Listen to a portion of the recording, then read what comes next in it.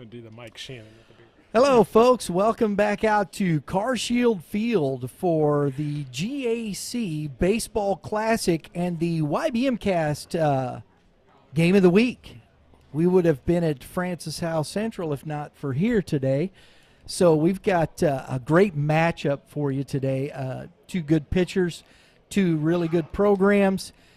Francis Howell Central Spartans versus the Francis Howell Vikings. And we got Lane Harris on the mound starting for the Spartans, pitching against Adam Shipley for the Vikings. So today I have to my right Matt Shadow.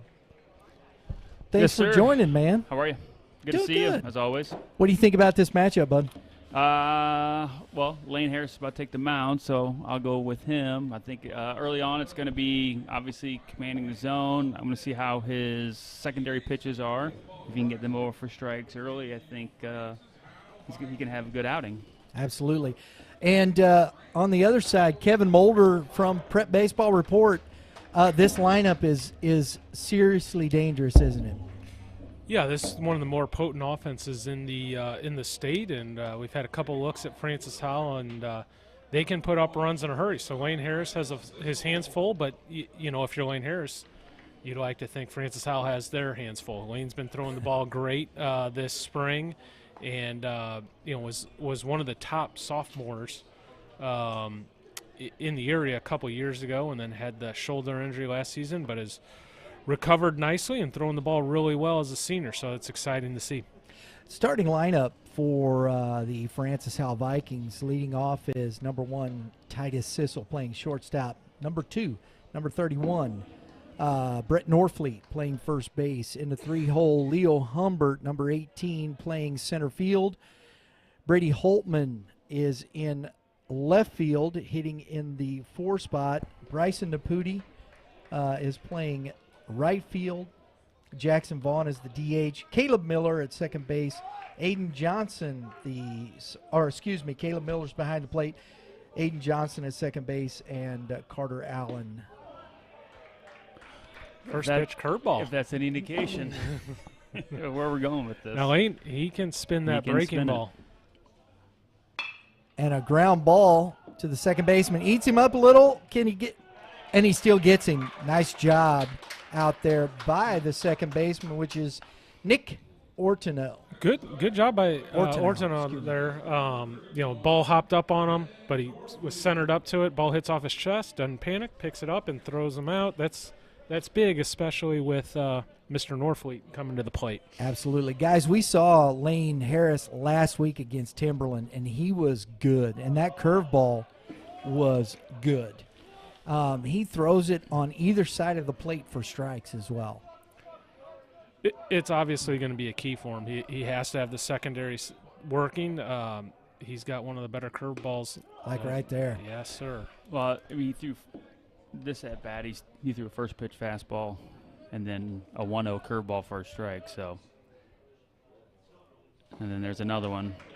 You call that a ball? No, strike. Yeah. Okay, so, I was going to say that looked pretty good. He's thrown 4 out of 5 pitches have been curveballs. 1-2 the count. I like that too. Yeah. He's been with the curveball, and then he's going to go hard in. And even though it's Norfleet, typically a tall, lanky guy like Brett, you can get in on. It's a good pitch by Harris. Outside for ball 3. It's a 3-2 count now. Look for him to probably go back in with the fastball or try to do another backdoor spinner, but make him earn his way on here. A swing and a miss on a nasty curveball down and in. That one he kind of got towards the back foot. He had been working mostly middle to middle away with that breaking ball, and that curveball was more angled at the back foot and got it underneath the barrel and hands of Norfleet to get the strikeout. Doesn't get any easier here, guys, with Leo Humbert.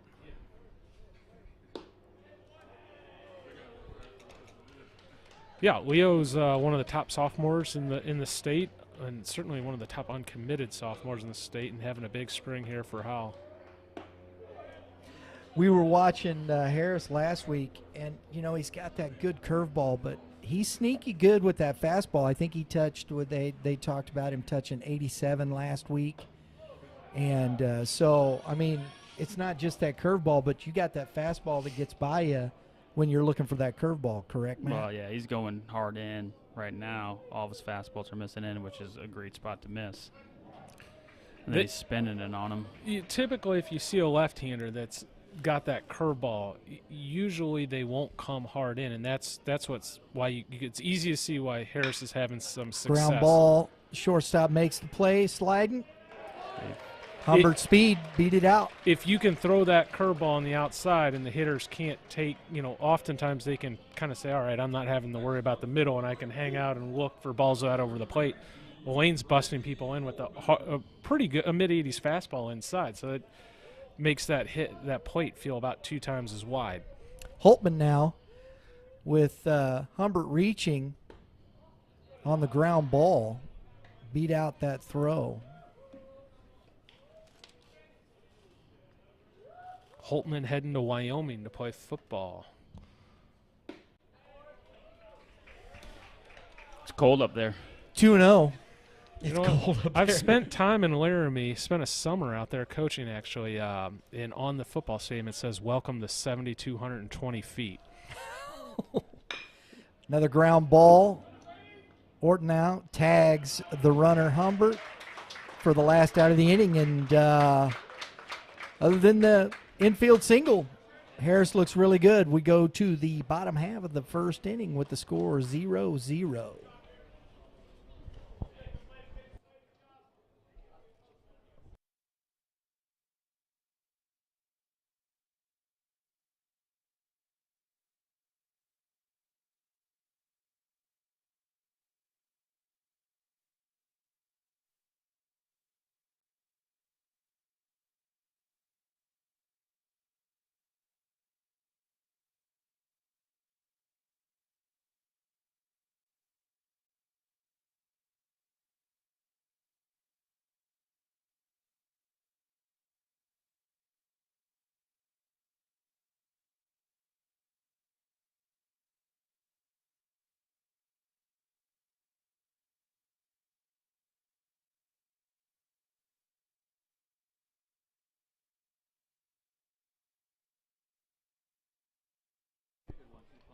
All right, folks.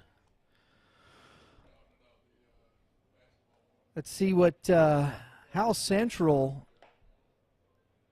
coming off that last week, they lost 2 to Timberland. Timberland, guys, is starting to play like we thought they might be able to. Their pitching is as good as there is in the GAC, probably in the state, and they're starting to get offense last week. So Francis Howell Central's coming off those 2 losses. They split, or they lost to South on Saturday, and the second game got rained out. So they're coming in here a little shaky, and this is a tough pitcher to face when you're maybe not as confident, right? Yeah, they jump out to a 10-4 start to the season, and then they've hit the skids a little bit. Now they're 11-7. You can look at it 2 ways. They're struggling, but now they get an opportunity for a big momentum builder. You knock off Howell. I mean, talk about confidence. You can take down, and you got your rival here, so they're going to be up for this one. This is going to be a fun matchup. Ethan Callison leading off for the Spartans.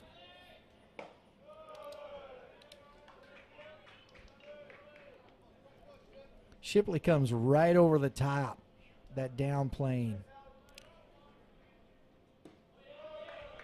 And Landon or Shipley's going to be in the upper 80s, can get up to 90, but and you mentioned the over-the-top delivery there. Strike 1. Quarterback of the football team, so it makes sense. He's going to be, have more of a shorter arm action and throw from closer to the ear.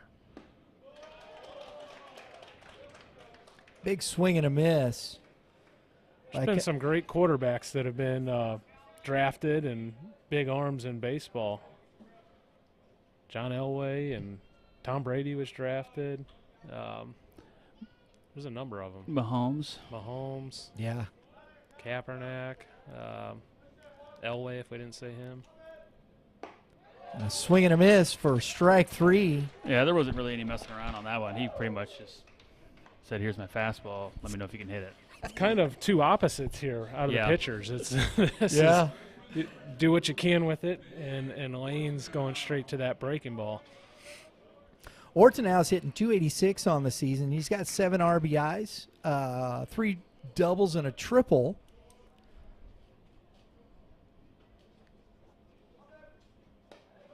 As we sat, Yeah, right on there's a cue. curveball. Curveball for a ball high.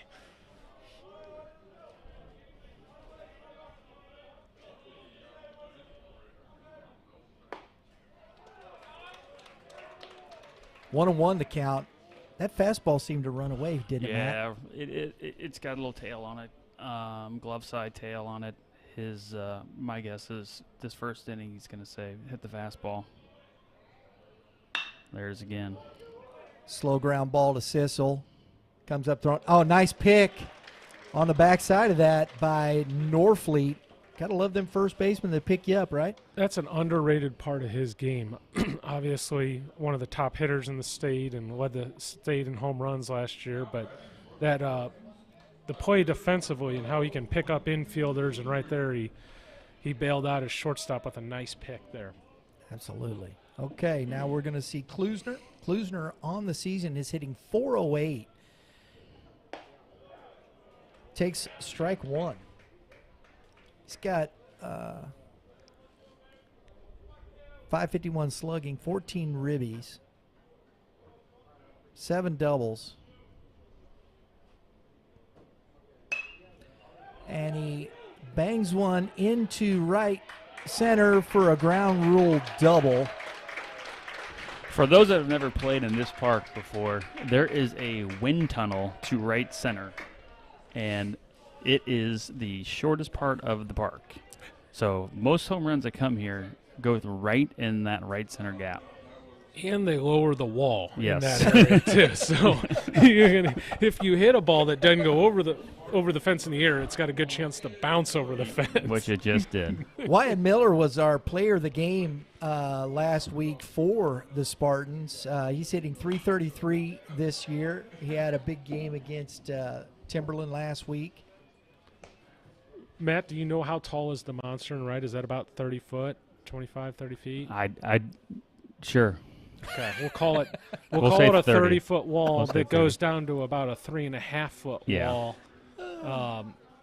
Till we get out to center field. So it's interesting dimensions, kind of fun dimensions. But for a standard, for most high school outfielders, haven't seen dimensions like this. So it can be treacherous for that right fielder and even the center fielder to 0-2 here. navigate. Throws that one in the dirt.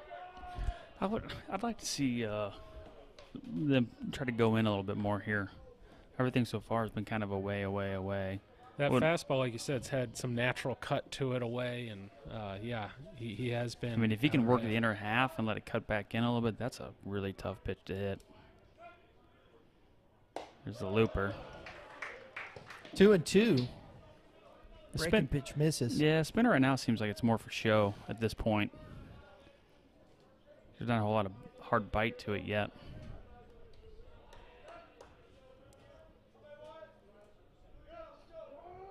And I'll say this, a normal starting pitcher, typical starting pitcher, you're going to find that secondary stuff maybe the second time through after you Mhm. settle in. Wayne Harris is in a little bit of an anomaly there, and he's the type of guy that's going to pitch more off his curveball, so he has that thing from the start. Fastball. Sissel comes up, fires over. And the inning is over. The Spartans leave one, and we go to the top of the second, 0-0.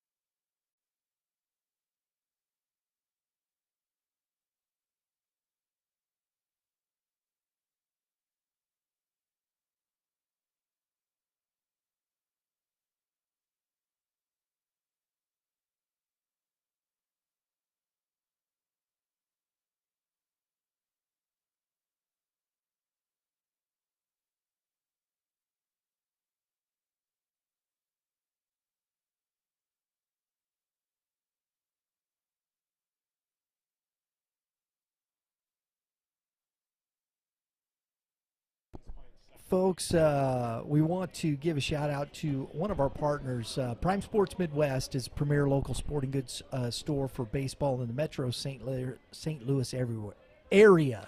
Gosh, I can't talk anymore. Tomato. Yeah, go check them out over in Champions Village as Bryson Naputi takes strike one.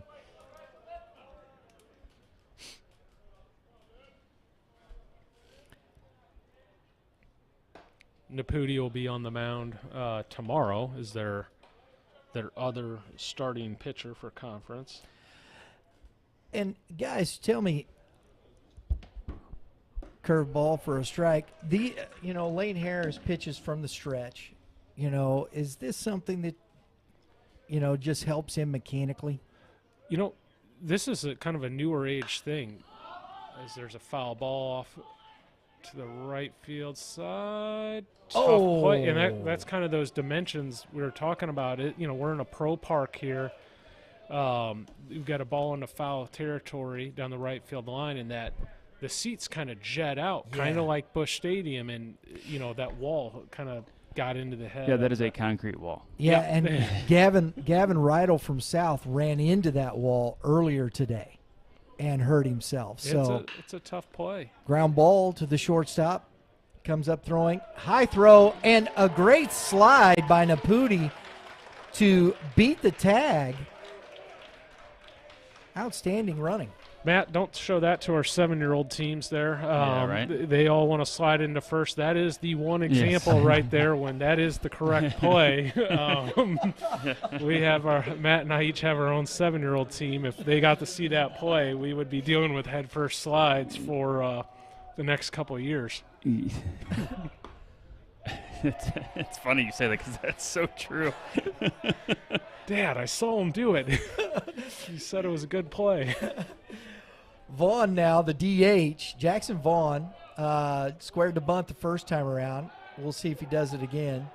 And Jackson's a sophomore in the lineup, one of the top bats in the sophomore class, and has done a really nice job for Howell.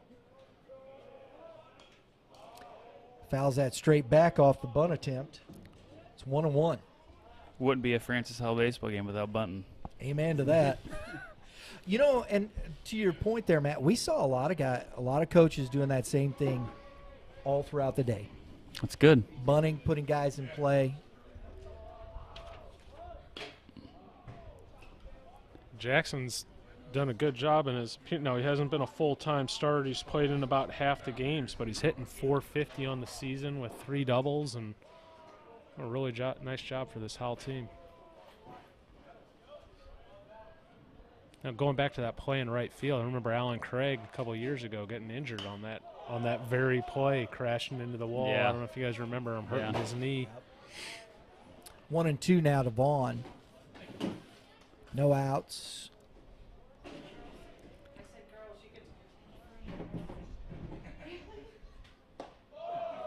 Ball stayed up and in. 2-2. As Vaughn gets older, he might learn to roll his shoulder into that and say, "Thank you, sir. With 2 strikes, I'll take my HBP." And a swing and a miss for strike 3. He goes down, couldn't get the bunt down. So now we have Caleb Miller. Miller on the season, hitting .296, 13 RBIs.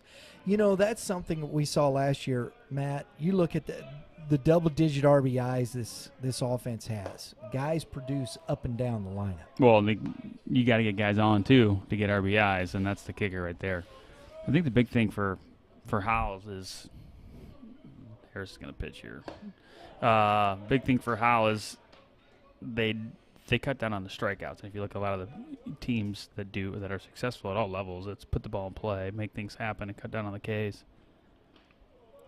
I say that as he misses a bunt and strikes out, but well, and I think that's probably why you saw Coach Perkins putting the bunt sign on, knowing that this is going to be a tough matchup for the left-handed hitting Vaughn with the Harris's big curveball, figuring if he can get a bunt down, put some pressure on, and get these guys over for the right-handed hitters. We actually saw Howell play this weekend, and Vaughn had a couple bunt hits. during those games. But there you go. 2-2 now. Another big curveball from Harris. I think Miller was just lucky to get a piece of the bat on it. Throw over. Obligatory. Just to say hello. It's just to make sure he's not going first move kind of thing. Mm-hmm.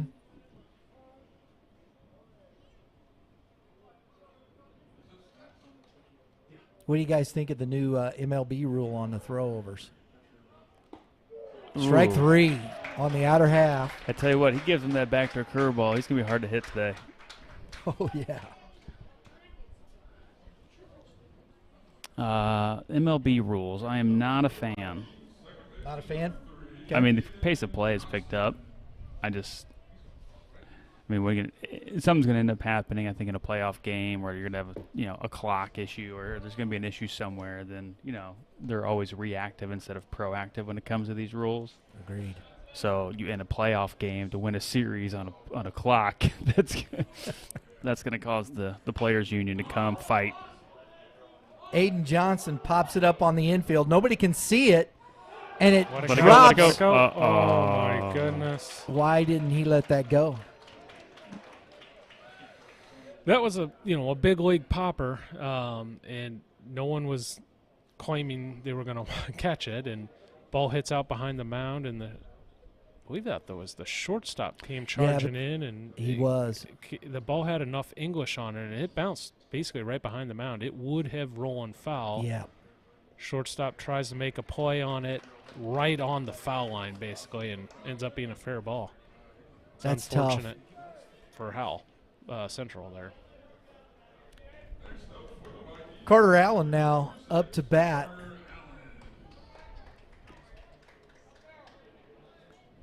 He's had 8 plate appearances. He's getting some opportunity here in this lineup. See what Coach P does here. First and third, 2 outs, second inning. Maybe if he lets him swing it, puts a delayed steal or something on, try to push the envelope.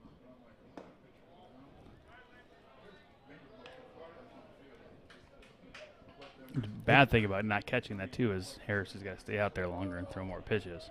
Yeah. 2-0 to Allen, number 9 hitter. Strike 1. Now you see those are 3 in a row. 2 for a ball, 2-0, and he's still going back to the spinner. I think that's the pitch he probably has the most confidence in. Yeah.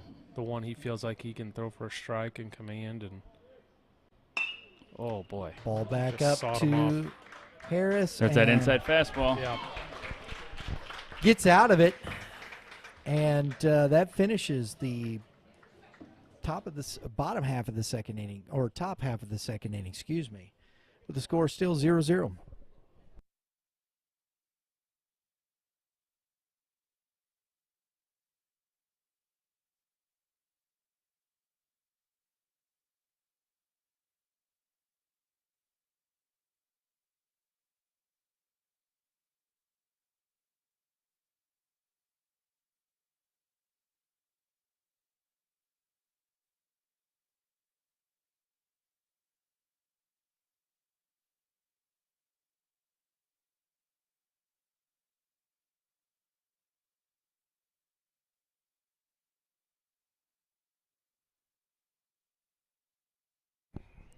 Folks, we appreciate you tuning in all day today. Those who've been listening, we've had a lot of great audiences. We appreciate it. While you're here, YBMcast, we've got our youth and prep baseball talk shows throughout the week, Tuesdays and Thursdays. And we appreciate if you take a moment, hit that subscribe button right there next to that dinger. When you hit that dinger, so that's what we do. We hit dingers. We do, baby. And that'll get you all your notifications for upcoming episodes. You get to listen to us pontificate. Do you like that word, Matt? Little do these people know you have a thesaurus sitting next to you. He told on me. Hey, what's up? How you doing, Charlie? It's like social hour in the box. Yeah. People coming in saying hi. Yep. How do we lock that door? Well, that young man who coaches now for Matt. Where's Miss Producer at? Lock the door. When that young man right there, he played for me when he was 9 years old. Now he's coaching for Matt. There you go. How about that?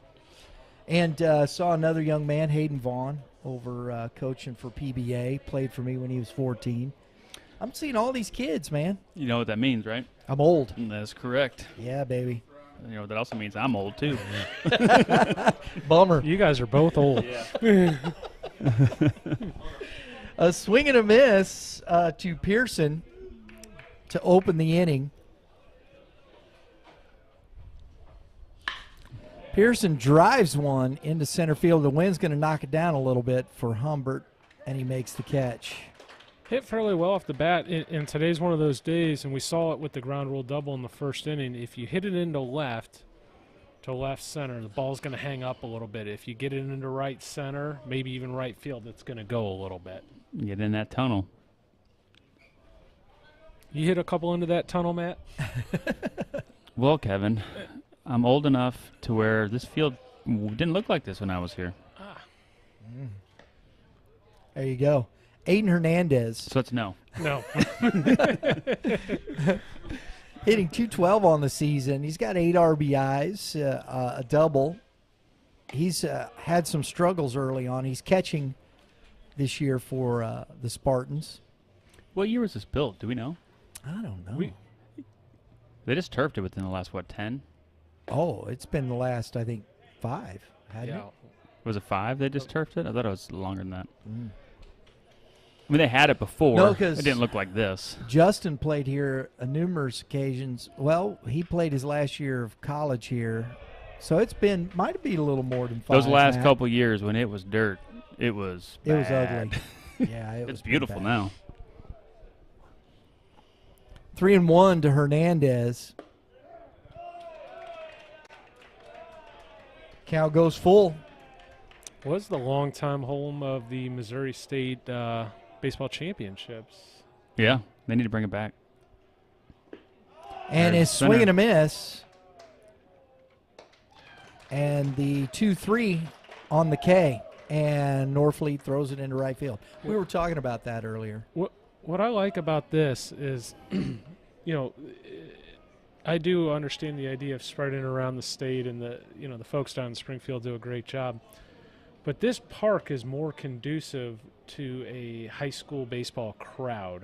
The park down in Springfield holds about 6,000, and it's more of a traditional concrete bowl, and there can be a nice crowd, and it feels like there's not a ton of people there. You get that same crowd in here, and it's sold out. Yeah, and you're on top of everybody. You got the hill. Like, it's just a college atmosphere.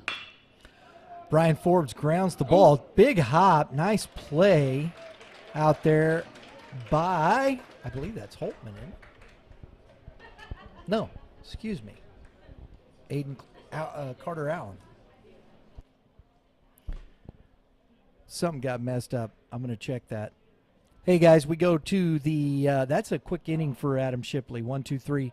We're going to the top of the third inning. No score.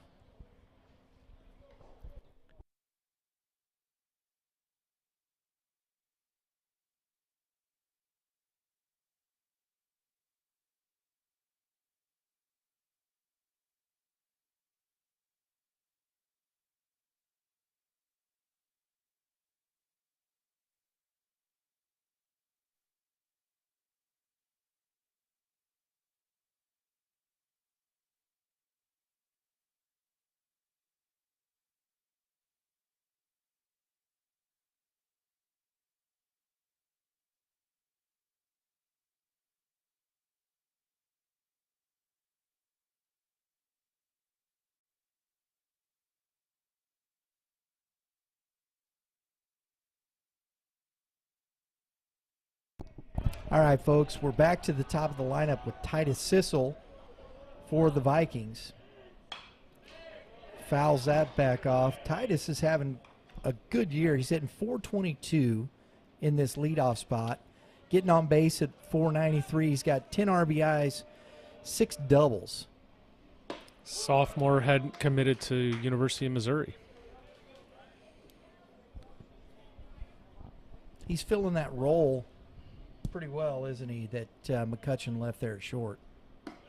Yeah, certainly you don't want to say they don't, they obviously wish they had Jake McCutcheon still, but yeah, this is as good as you're going to find for high school baseball, leading off and there you go. Lines a base hit into right field, and this is kind of next level stuff. White Harris gets out of that inning last inning, but instead of getting to start the inning with the 9-hole and potentially a leadoff out, now he's got runner on first and the middle of the Howell lineup to deal with nobody out. And you've got Brett Norfleet coming to the mound here. Norfleet hitting .349 this year, 22 RBIs. He's got 4 home runs already, and his slugging is at .619. A curveball in on the hands. Norfleet's got speed. Nice play by Miller to get Norfleet on that play. Yeah, that's the ball running in on him. Big guy like that, as you said earlier, Kevin, can't get an extension to get the hands out there. There's room underneath those hands. You just got to get it there. Yep. If you don't, you can get in trouble. Or if he's going to get out front, you want him to pull it foul. Leo Humbert now. Wow, it's a good pitch. Nice first pitch hook. Now, Sissel actually had a good at-bat. He took that curveball to right field, which is a good piece of hitting. But at this point, I think if you're Howell, you're sitting on one or the other. You just got to look dead red hook or dead red fastball. Ooh. Oh, he called that a strike. Or he called it on the swing, didn't he? Yeah. Well, you can't really ask for help with an umpire behind the mound. That's tough. So we got an 0-2 count, 1 out. Sissel at second base. And now the problem is, if he's going to run that fastball in and you're going to look curveball, you got to lay off that inside fastball. You got to be disciplined enough to leave the fastball if you're looking for the curveball. Yeah. That's absolutely right, because he throws hard enough. Yeah. Or that'll get by you. And the 2 strikes, you just got to battle. Curveball through the hole at short. Sissel, nice base running, gets to third base. And we got a 1-out single, first and third now for the Vikings. They got something cooking. Yeah, not much you can do there for Sissel. He had to hang tight at second base there to make sure that ball got through. If it didn't get through, he would have been out at third base most likely. But shortstop couldn't make the play. Got first and third. Second inning in a row, first and third. Here's the football player, Brady Holtman. I mean, this kid, he looks like a linebacker too, doesn't he? Yes, sir. Well, there it is. There's that back door. He's giving it to him. Throw it there all day. Right. Got speed on the base paths all around. The ball is hit in the air. Holtman not happy with himself. And the catch is made for the second out of the inning. I don't know if we got a high sky here or not, Matt, but guys have been struggling a little bit to wrangle in those infield pop flies. Yeah. Well, you get it up there. You can see the flags blowing. You got a good breeze coming in. I'm sure that's not helping. Now Bryson Naputi. Yeah, Bryson Naputi up. Yes. He reached on an infield single his first time up. He's got an opportunity with 2 outs for an RBI here. That ball gets away from the catcher, and Sissel's going to score. I think they're trying to say that it hit his foot.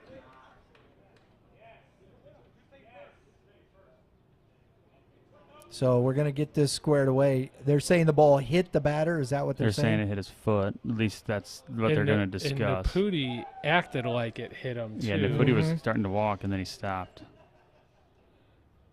Oh. See, he still thinks the ball hit him. Yeah. The ball hit his foot. Look at him smiling.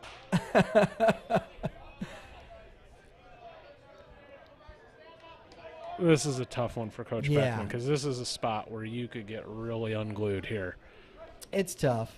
Everyone And as the blue out there, you got to be able to help on that. Yep, that's right. That can be a tough one for the home plate umpire. Mm-hmm. But this is where you just have to have a little bit of feel. The hitter was halfway down the line. He still thought after the call that Naputi started running down to first base, so it clearly hit him. And that's also one where you use your ears as opposed to your eyes on the call. You can hear that if you're working the plate. But nonetheless, a big run for Francis Howell to get on the board. Didn't Beckman coach at Howell for a season? Yeah, I think he did. So the wild pitch scores Sissel from third. We got a 2-0 count to Naputi. And this is where I think, a young pitcher like this, he's got to compose himself and make sure he still throws strikes. Easier said than done. Agreed. But yes, I would agree. That's a 3-0 curveball. Don't see that much, do you? Well, it just shows you how much confidence he has in it. I mean, his curveball is pretty much he's throwing it like it's his fastball. Or like anybody else would throw their fastball. There's Again. Oh, that's going to be a tough play for Miller. Did he get him? He got him. Nice play by Wyatt Miller and a pick and to hang on the bag over at first base by Pearson. So, the Vikings scratch a run on a little tough play there, and we've got a 1-0 lead for the Vikings going into the bottom of the third inning.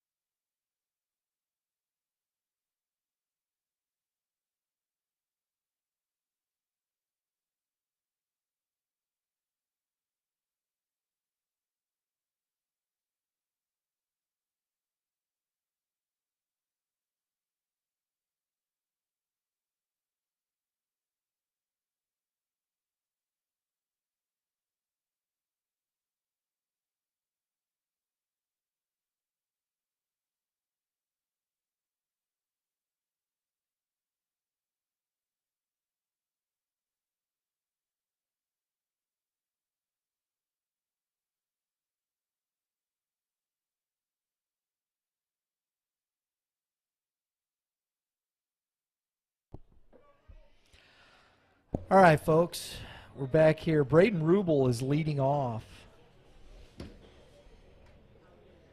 Braden, the senior left-handed pitcher, heading to Maryville University. He's playing in right field today. Takes ball one.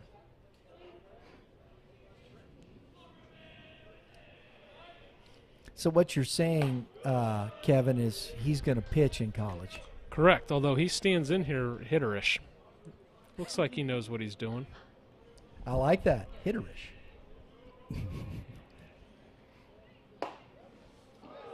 I mean, he's taking some good pitches.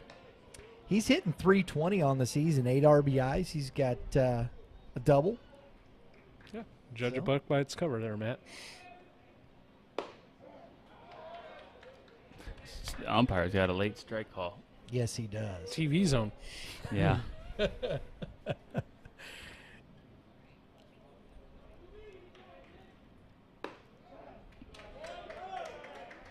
That's a good pitch right there. Yeah, it is. I like the way Shipley works. He gets on. He's very quick. He finds a good rhythm and he goes.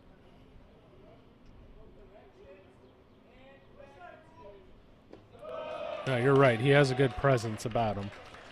And I know I've mentioned it before, but I think some of that comes back to some of the success they've had in the fall. Quarterback, state championship football team. You're going to have a confident pitcher out there when you get that type of kid out there. Caleb Cheatham is hitting in the 9-hole, hitting 222 for the season, 7 RBIs. He's scored some runs for this team. The Howell infield is prepared for the bunt. And there it is. And it's bunted right back to Shipley. Oh. So Interesting. No one was covering second base there. Shipley gets the ball and makes the throw to first base for the out, and Howell Central successfully advances the runner to second. Yeah, I think that was give me the out. We'll take it, and we'll move on to the next batter. Because they didn't have it, because they had the second baseman was going to rotate to first, which he does, and the shortstop. Shortstop cleared out and went to third, which was interesting. Third quick. Ethan Callison struck out his first time at bat. Takes a curveball inside. He's going to need to get an arm guard. He's got to take that one. Yeah. Everyone's got to know their role, right? I mean, that's a looper, buddy. You got to lean in on a looper, right? Turn and lean, right? Oh, that ball gets away from the catcher. Carter Allen. Coach Perkins taking a trip to the mound real quick. Be interesting to see if Coach Perkins bring the infield in here. I would be inclined probably to do so. I know you have a lead. Kind of the new trend even in the major leagues is they bring infield in, but with the type of hitter we have here, leadoff type guy, contact type hitter, make him get the ball to the outfield to beat you, or to advance the run, I should say. We'll see what they do. Miller's coming in at the corner, and so is Norfleet. Here they come. Kind of halfway for the middle guys, and yeah, try to prevent, I guess, the little blooper dropping in. All right, so it's 2-0. And Callison rips a line drive into left field. Misplayed a little bit, but it gets back in, and Rubel scores. Nice piece of hitting. Certainly earned that. Sitting on the fastball, he got it, and he turned on it, and ties the game up. If you know, whoever was on third, he was kind of caught in no man's land. He was like, do I go back? And it's the old unwritten rule, man. You're at third. If it's in the air, you're back because you're going to score no matter what. Yeah. Orton now takes strike one. Orton now is hitting .286. It's one out here. See if he stays aggressive. I don't know. I'm going to look and see here. Stolen base, the throw.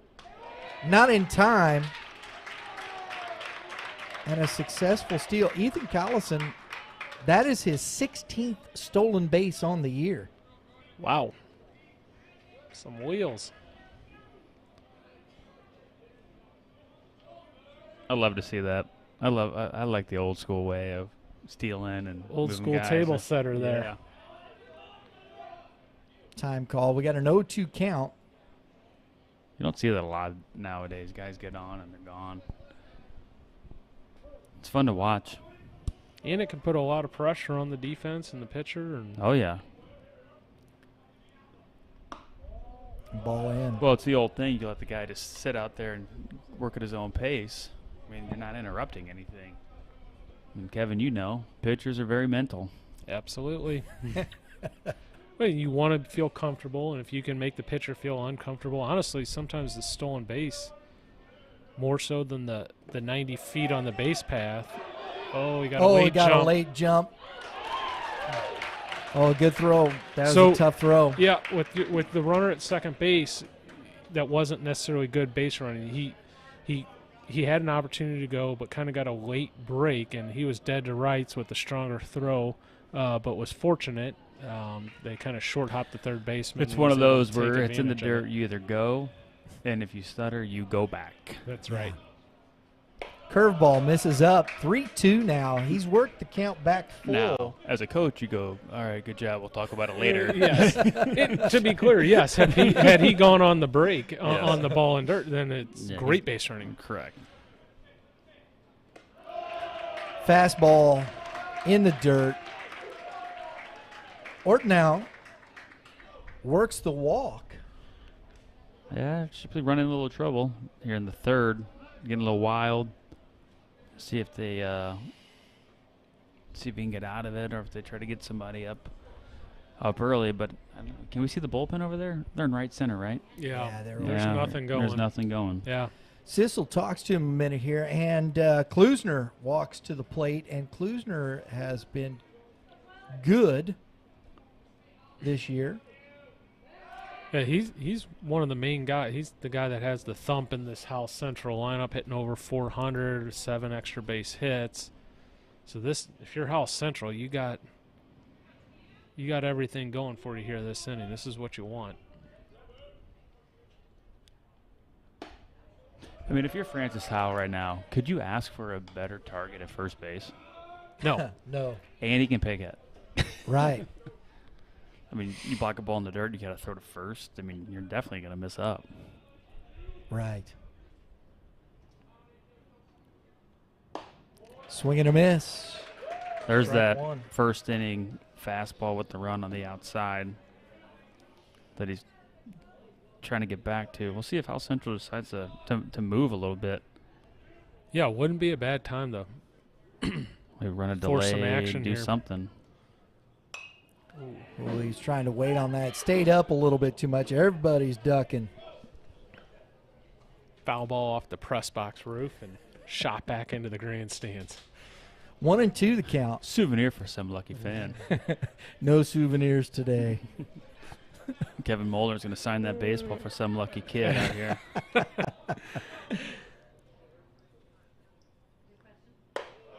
Fastball up, 2-2. They haven't put him in motion at all here, guys. Yeah, he's got kind of a small lead. We'll see if he just wants to let the big guy hit and not mess with it. Got Wyatt Miller on deck. Tough spot for Shipley. Steps off.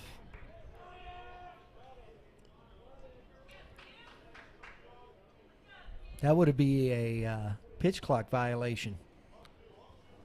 He called time.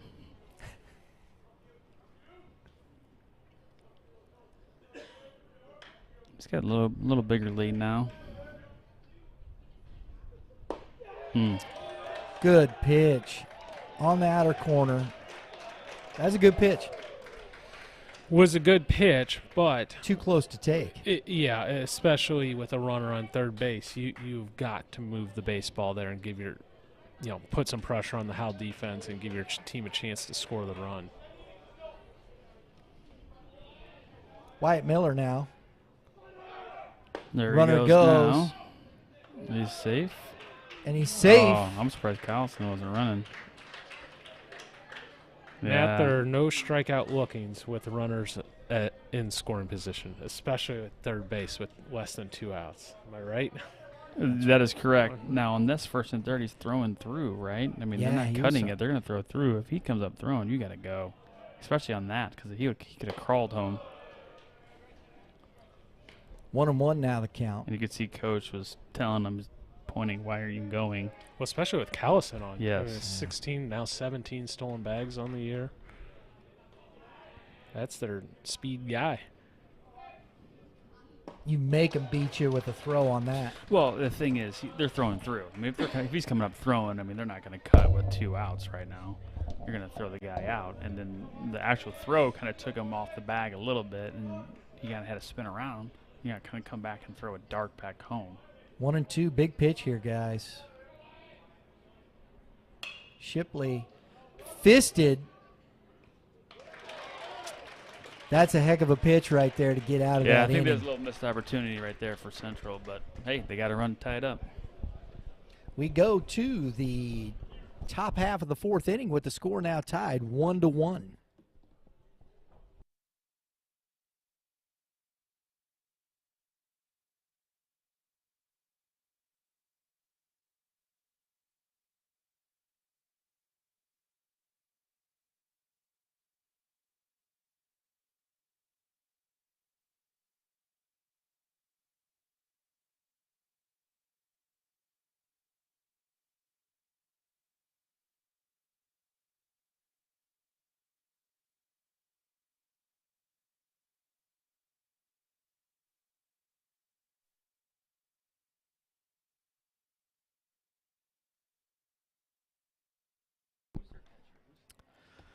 Hey guys, YBMcast every Tuesday and Thursday, 3 p.m. Central Standard Time. Check us out. Youth Baseball Talk on Tuesdays, Prep Baseball Talk on Thursdays.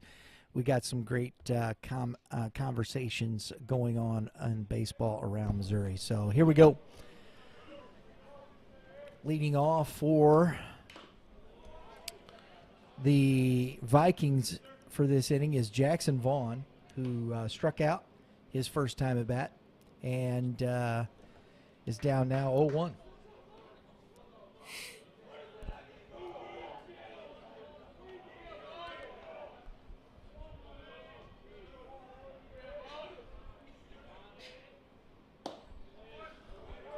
It's a tough matchup for Vaughn, facing a lefty that's got a good spinner like that.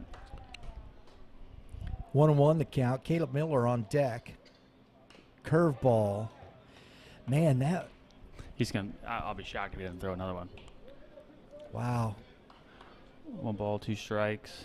That curveball right there is starting on Jackson Vaughn's hip. Yeah, it looked like they're going in on it again. No, he tried to beat him inside with the fastball. 1-2, fouled off by Vaughn to stay alive.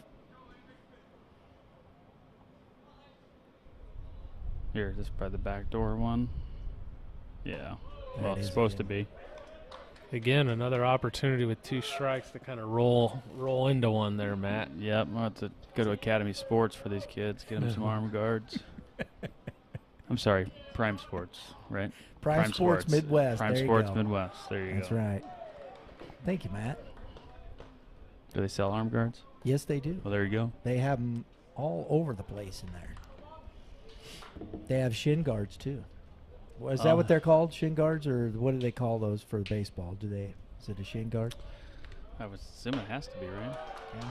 I don't know. Vaughn battling to get it to full count, fouling off a couple pitches here. Payoff pitch here coming from Harris. Curveball misses in. Good at bat.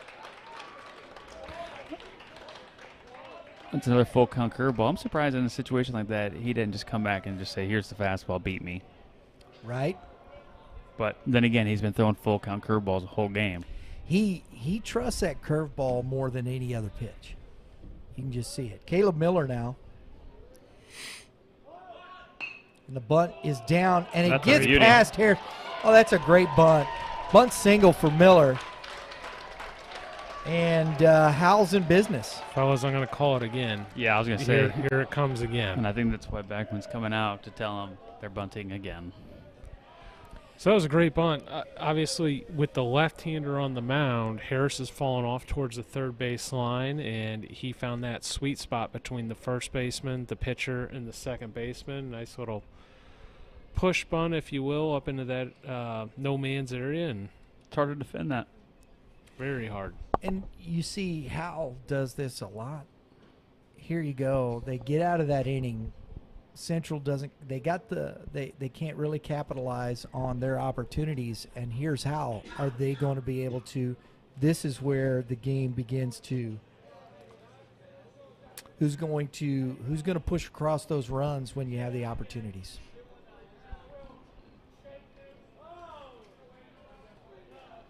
No outs.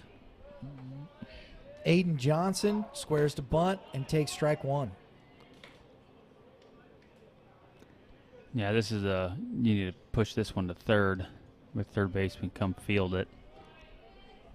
Aiden Johnson hitting 372 on the year. Squares to bunt. Gets Perfect. it down. Harris fields it. Throws. And off the bag is Pearson. Excuse me. The second baseman. Orton now. It was a phenomenal bunt. It was Those are well two great placed. bunts. Yeah. So now bases are loaded. And this is what makes Howell tough. We're at the bottom of the lineup. They haven't gotten a ball to the outfield, and we got the bases loaded. Yeah, a base on balls And this and 2 happens bunts. routinely for them. 2 bunt singles. Ball's in. If you're Harris, you're thinking, I've thrown the ball great, and I'm not going to, you know. What's going on here? Yeah. Why is there all these blue shirts on the bases? Yeah, you got to be – this is damage control right here. Now, this is definitely the guy you want. No, you know, obviously no disrespect here, but then you roll right over to the back-to-back Mizzou commits on deck and in the hole in Sissel and Norfleet. Carter Allen is now, and Harris has got to take a deep breath, compose himself. It's 3-0 to the number 9 hitter, Carter Allen. And to Matt's point, it is damage control. You know, you almost concede the runner on third and even second, and just don't allow the big inning here. Bullpen action going down there, guys. Takes a strike. If you're Harris, you're thinking a strike and a ground ball here. Yeah. Try to get a double play. Maybe if you get one back to you, you can go home to first, but And a there's ground the ground ball. ball. There, it's a good play right there. Nice You'll play. take that for Howell Central. Ground ball short, go to third, get him out. Heady play. Yeah. And now you feel a ton better. You know, they scored a run, but it's first and second. That's a lot of pressure off.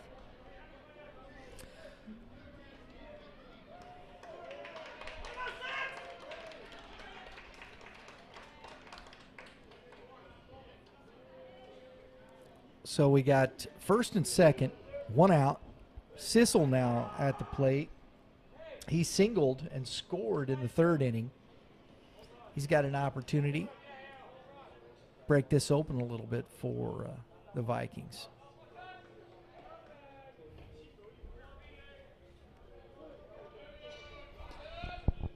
Central's expecting maybe another bunt. They're kind of playing. Anything's in play. The problem with doing that is you leave the infield opened up for Calls a that pretty good hitter. Strike on Sissel. But that's kind of the pressure the Howell offense puts on you because it's always in the back of your mind unless, you know, Norfleet's up. Grounded foul. He's quickly in the hole, 0-2. But another reason they're probably not going to bunt is it would leave a base open for Norfleet if they could get an out. And Yeah, he you know, was got 2 strikes. He's definitely not doing it now. Yeah, But yeah, even originally- before, you know, you just put Norfleet on and A swing and, oh, that ball, he's safe. That's Swing and bunt. yeah. you got to stay home there if you're the baseman first can't be baseman. going cutting that off. There's Well, So the problem is he's going to run over and cut that off, and then there's nobody at first base unless the second baseman sees that. But it's he's still- second baseman's ball to make the play, and first base has got to stay home, obviously. And first baseman came off to make the play, and no one's there at first. Now we got Brett Norfleet up, but the base is loaded. So an infield single loads the bases, one out. Curveball for strike one. He's going to have to sit on this. Great pitch by Lane to get ahead. He isn't one to throw him a fastball, does I mean, he does. He's going to have to go in. he? Curveball through the hole. Great piece of hitting, and Coach Perkins is sending the runner, and he's safe.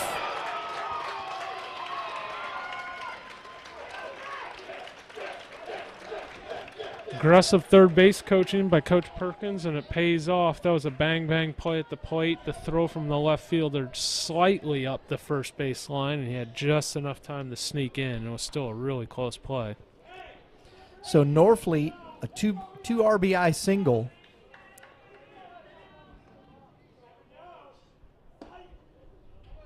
And now you got Leo Humbert taking ball one. You know, and that was the first ball. They've scored 3 runs. That was the first ball that left the infield.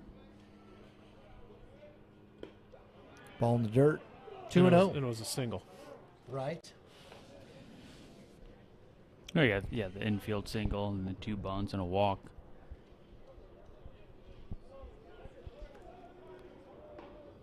Again, right here, it's give me a fly ball, give me just a ground ball just for 1 out. You need an out. You don't want to be chasing 4. No. Curveball for a strike. 2-1 to Humbert. With Holtman on deck. Swing and a miss. Strike 2.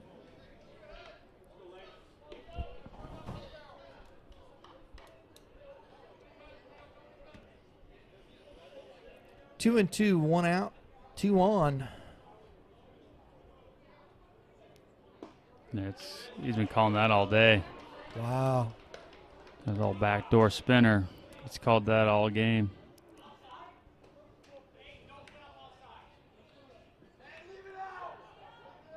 And that's where it's tough for a pitcher, right? You've been getting that pitch. Everybody's going, and it's ball 4. Hope Northfleet's all right.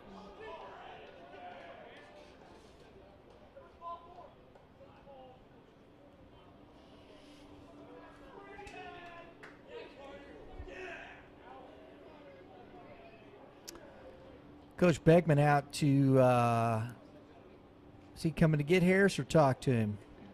Looks like he's just coming to talk. He's got to come get him, doesn't he? Second trip in the inning, isn't it?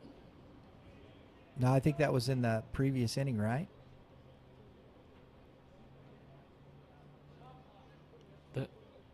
I thought he came out when they were bunting. Yeah. Yep, you're right.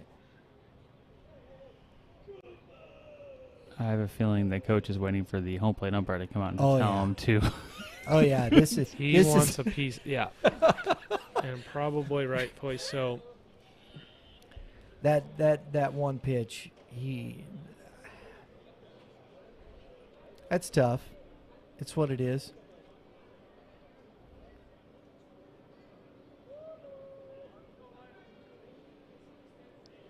Now Coach Beckman's having an opportunity to have his conversation he was looking for. Yeah. A little gamesmanship, right? And that's how you handle it if you're a coach. You don't have to show anyone up. You don't have to make a scene. And Coach Beckman's able to get his point across with, doing it in a good baseball manner. So we got the bases loaded here. 1 out. Brady Holtman, the hitter. Holtman is 0 for 2 in the game.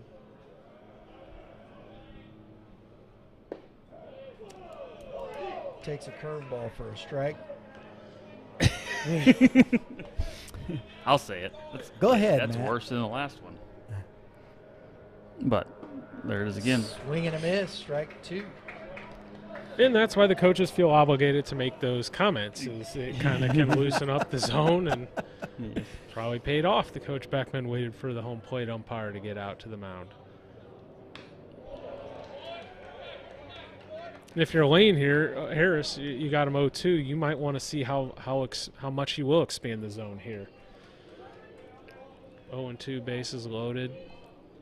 Try something off the plate here in the dirt.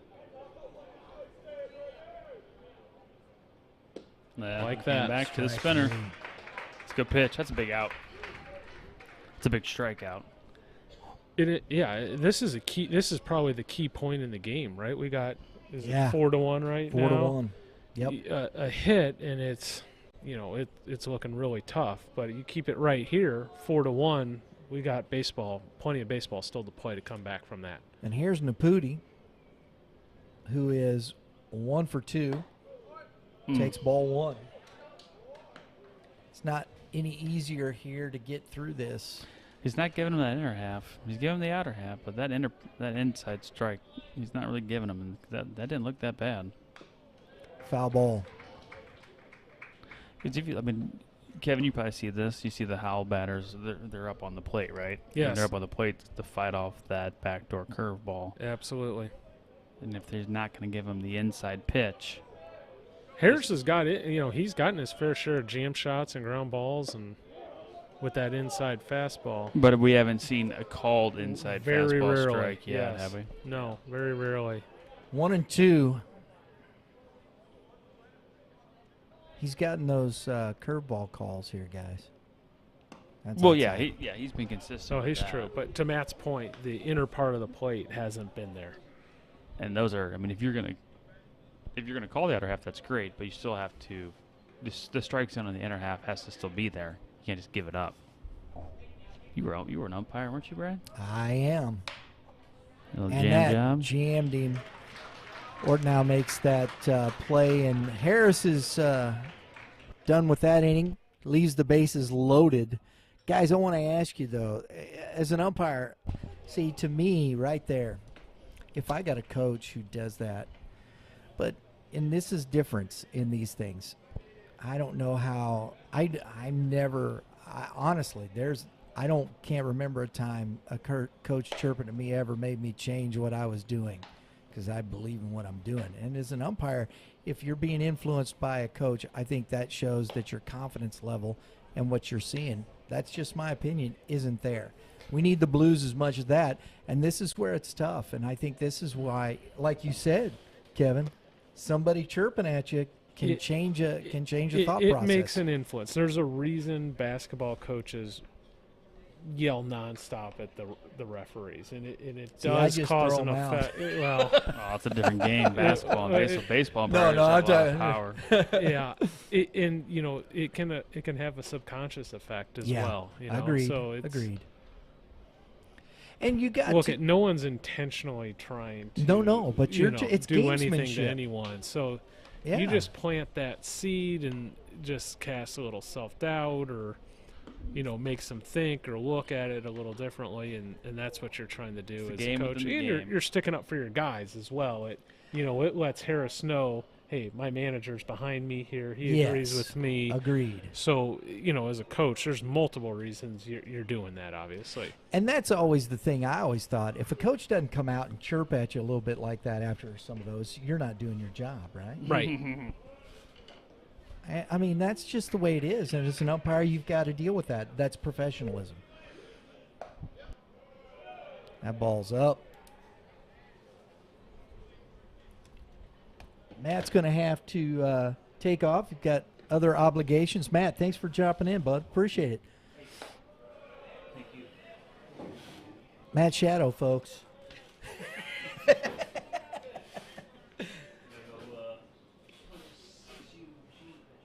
There you go.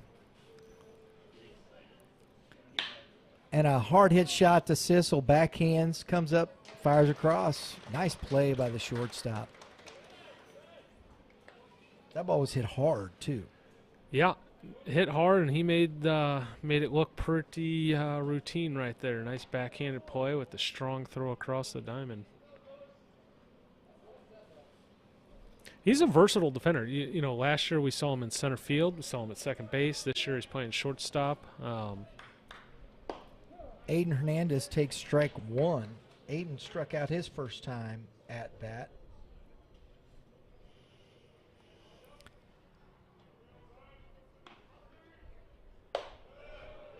Ball one. It just, when you look at this Howell Vikings team, they've had their losses. They dropped one to Troy Buchanan last week. But when you see them, they're just one of the most complete teams there is in the state. Would you agree with that? 100%. I've seen most of the teams regarded as the top teams in the state, and they're right there in a very short list of who I consider be the top teams. They're a complete team. They got a really potent offense. They got good arms. They play great defense. They can score runs without getting many hits, and they can also get some big hits, hit the ball out of the park, that type of thing. So it's a ground ball. Deep ball club. Miller bobbles. He couldn't quite pick that one. Tough play all the way around. Might have been safe either way. Miller kicked it and then kind of stumbled trying to get the ball and short hop Norfleet on the way over, and Norfleet couldn't dig it out. It would have been a bang-banger had he got it. Absolutely. So that's an E5. Hernandez reaches. Number 17 now, Brian Forbes, the DH.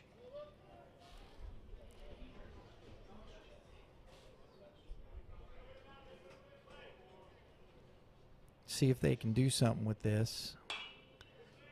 Foul back, out of play.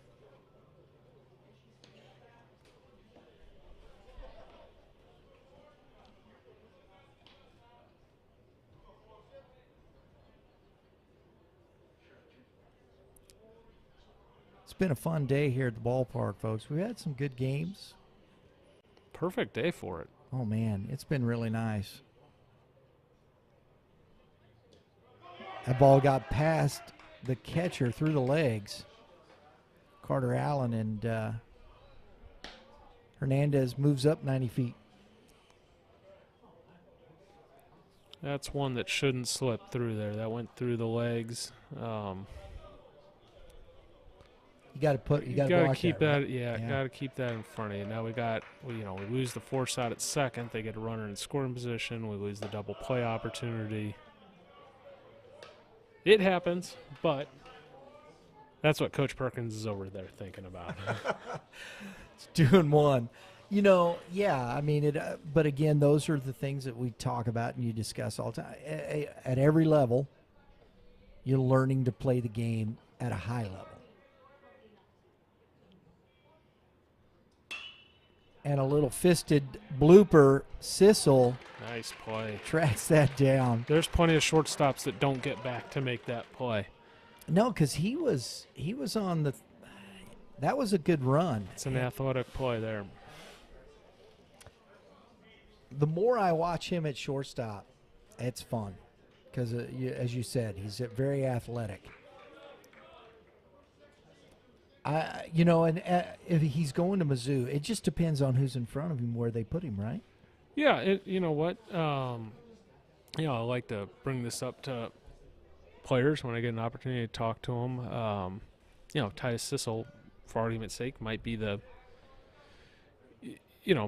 one of the top shortstops in the country. I'm not saying he is, but if he were, and at Mizzou they have one of the, a junior or senior shortstop that's an all-conference guy or a proven guy, and they got another guy at second base. Well, Titus better be able to play something else if he wants to get on the field as a young guy. So the ability to play center field, right field, left field, second base, shortstop, that's going to serve him well and give him an opportunity to get on the field maybe a little quicker than he otherwise would have.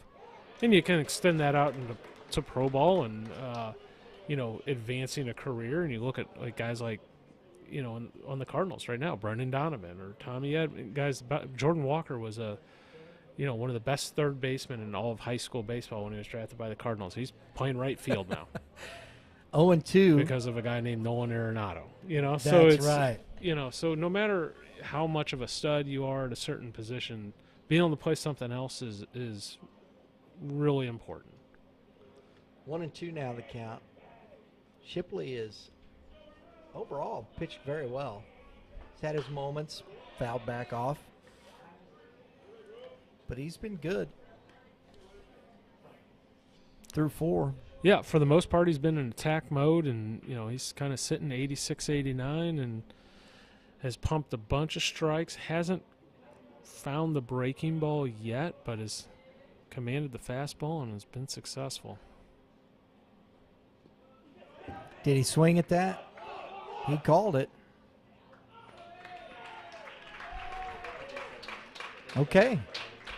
So with the. Now that's one Allen had zero chance at. The breaking ball, that was about a 57-foot breaking ball, and it hopped right over Allen's shoulder. There's nothing you can do about that one. No. So Hernandez is up 90 feet. We got first and third, 2 outs. Back to the top of the lineup with Ethan Collison. Oh, I'm sorry. No, this is Caleb Cheatham. I'm sorry. My fault, folks.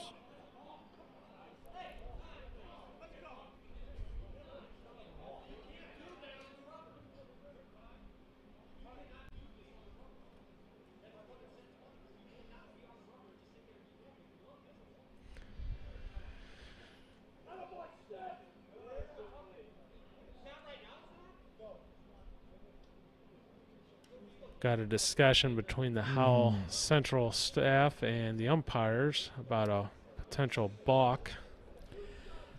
They're gonna get together about this. And this is what's tough here. I don't like the way this is being handled by the umpire crew, to be really honest, and I do respect them. But you're right. This just gives a poor appearance. Yes, it does.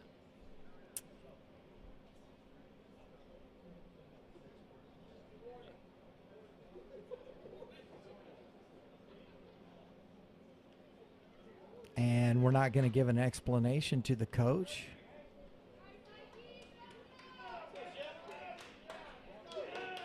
That's just bad, guys, and that's tough. But you got to go over and then give an explanation. You can't just walk back to home plate. If you know you missed something, own up to it.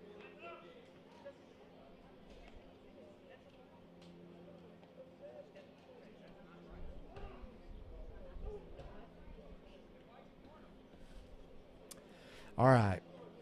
This is tough, guys, especially in a game like this with this type of these type of teams. All right, Caleb Cheatham takes ball 1. Good block there by Allen. Now, in the games I haven't seen Aiden Rodgers catching. It's either been Miller or Carter Allen. Rodgers has mostly been DHing. Yeah. He did catch a game this weekend in the Columbia tournament. By the way, we're going to get to that a little bit here because I know you were up there. Another good block. Now, if you're a runner on first with a runner on third, 2 outs, you're looking for a dirt ball to try to take second base. That's a big run out there. More often than not, they will not throw through on a ball in dirt blocking because they're going to have to freeze the runner at third, which gives you a little extra time to get into second base as the base runner. So Rubel, he had 2 opportunities and didn't get it done. Yeah, now, and it's one of those things. It's like the play at second base we had earlier. If you have to react to it, there is no, oh, shoot, I saw it, I got to go. It's you have to be on top of it from the start. There's the third one. That one was a little tougher. Yeah, that stayed in front. So you understand that. You expect a take here. Try to get the bases loaded. 3-0. 2 outs. First and third. Shipley struggling a little bit to get this out here. Comes back, fastball.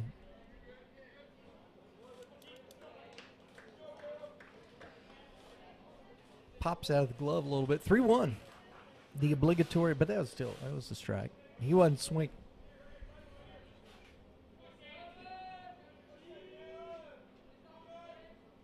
That ball's in the dirt. Ball 4.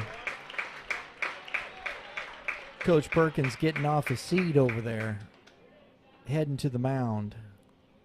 They just got action going. They had someone scurry out to the right field bullpen. So he's going to give Shipley a chance to catch his breath and also, by his reliever, a little time to get hot. Kind of a twofold thing. And now we are back to the top of that Howell Central lineup. Yes, we are. You were out at the Columbia tournament, saw some action. Biggest takeaway from that weekend? There's some great teams in Missouri is my biggest takeaway. Very good. Fun tournament. It's one of my favorites of the year. Got to see Columbia Rockbridge. I got to see Staley, Willard. Howell was in that tournament. Zumwalt West was in that tournament. Zumwalt West ended up winning it. Howell made the semifinals and lost on a great game to Zumwalt West, 6-5. Got to see Will Lippert from Blair Oaks, who they made the semifinals. So it was good tournament. A lot of good players. All right, back to the top. Ethan Collison, and that ball is in the dirt again. It's a good layoff by Callison right there. I'll tell you, man, Zumwalt West goes out there, beats a lot of good teams in Rockbridge at the end there to win that. That's their second tournament championship. Oh, great stop. Wow. I thought that was coming to the fence. 2-0.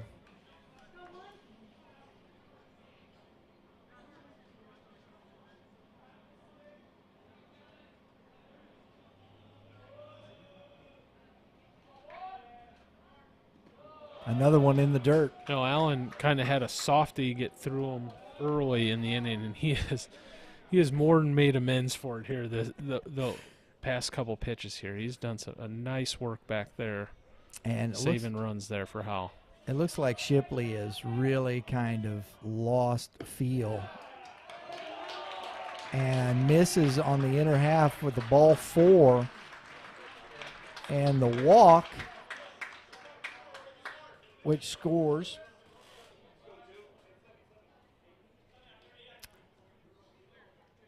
Let's see. It looks like the right-hander is ready in the bullpen.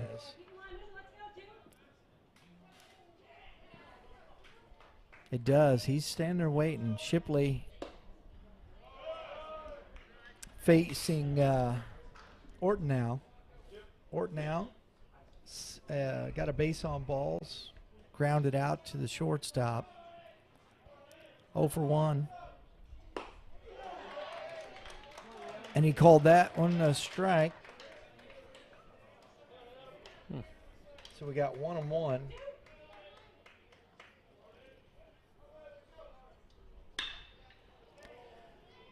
Hit foul. Nice catch down the right field line. With the fan up in the concourse. I couldn't see it. I was Nice catch. That's what Kevin said.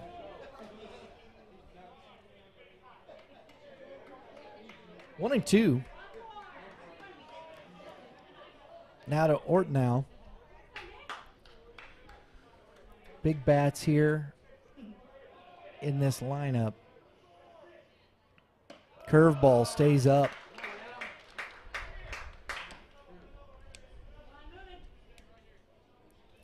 This is the guy you want here with the bases loaded, isn't it, Kevin? Yes. Yeah. You have nowhere to put him. You got to come to him.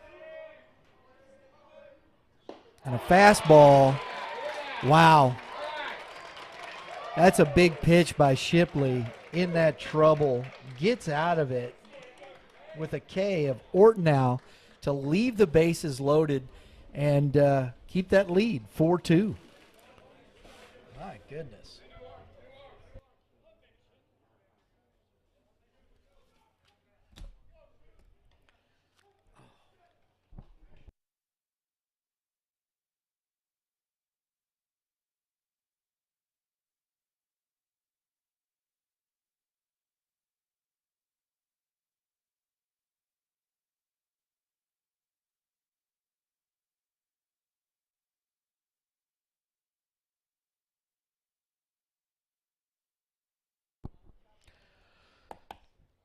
All right, guys, check this out. This tomorrow, starting off 9 o'clock, we have the St. Charles Pirates versus the Winfield Warriors at 9 o'clock back out here at the GAC Baseball Classic. Then at 11:30, I'm looking forward to this one. Francis Howell North, we got Coach Donahue.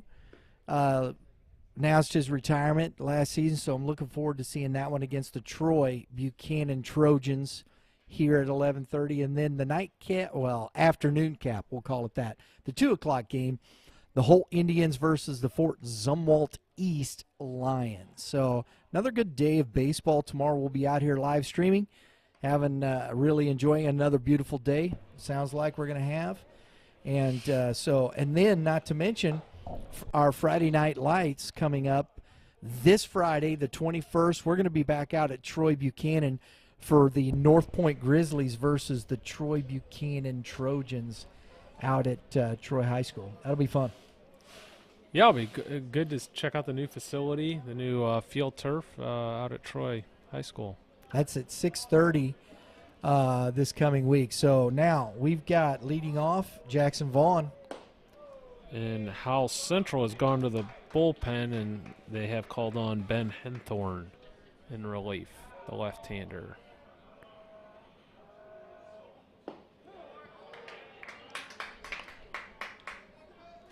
Two and 0.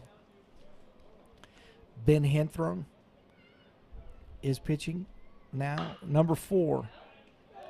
Oh, check coach. Hope he doesn't break a Ben's finger. having a nice year. He's thrown Yes, he 15, has. 15 innings, sporting a 2.33 ERA out of the bullpen. Yeah, 7 appearances, 3 starts, so kind of a dual guy for him. Swing and a miss, and Jackson goes down on strikes.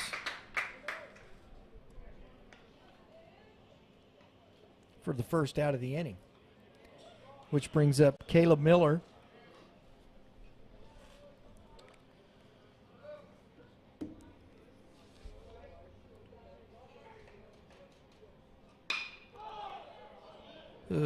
hits a little shallow fly ball. Center fielder under it, makes the catch. And that's 2 outs.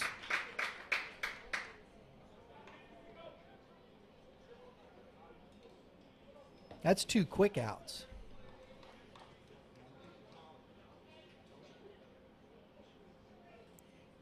Aiden Johnson at the plate. Singled his last at bat, ball 1. And if you're Henthorne, it is vital for Howell Central. You have a quick inning here. You guys got a little momentum from last inning. Get your team right back off on offense and keep the pressure on Howell. So he runs the count 2-0 on 2 high pitches. As you said, Henthorne, he's thrown pretty well for Francis Howell Central this year. Strike 1. And he looks pretty good here. I hadn't seen him before. A little run on his fastball. Yeah, and he's got a good feel for his breaking ball and throws strikes. It's fouled off, 2-2. He's got a good mound presence about him.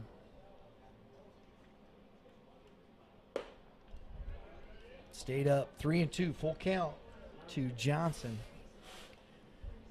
You want to finish this inning, don't want to put this guy on and get to Carter. As you said, you know, it's better to face the 9-hitter.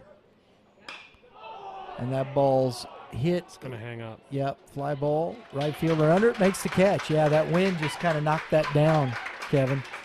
Yeah, hung up. You get it in the air to left, it's probably going to hang up unless you're one of the big physical guys. If it get it into right, it's gonna have a chance to carry a little bit. So we are finished. We're middle of the 5th inning with the Francis Howell Central Spartans coming up, trailing 4-2.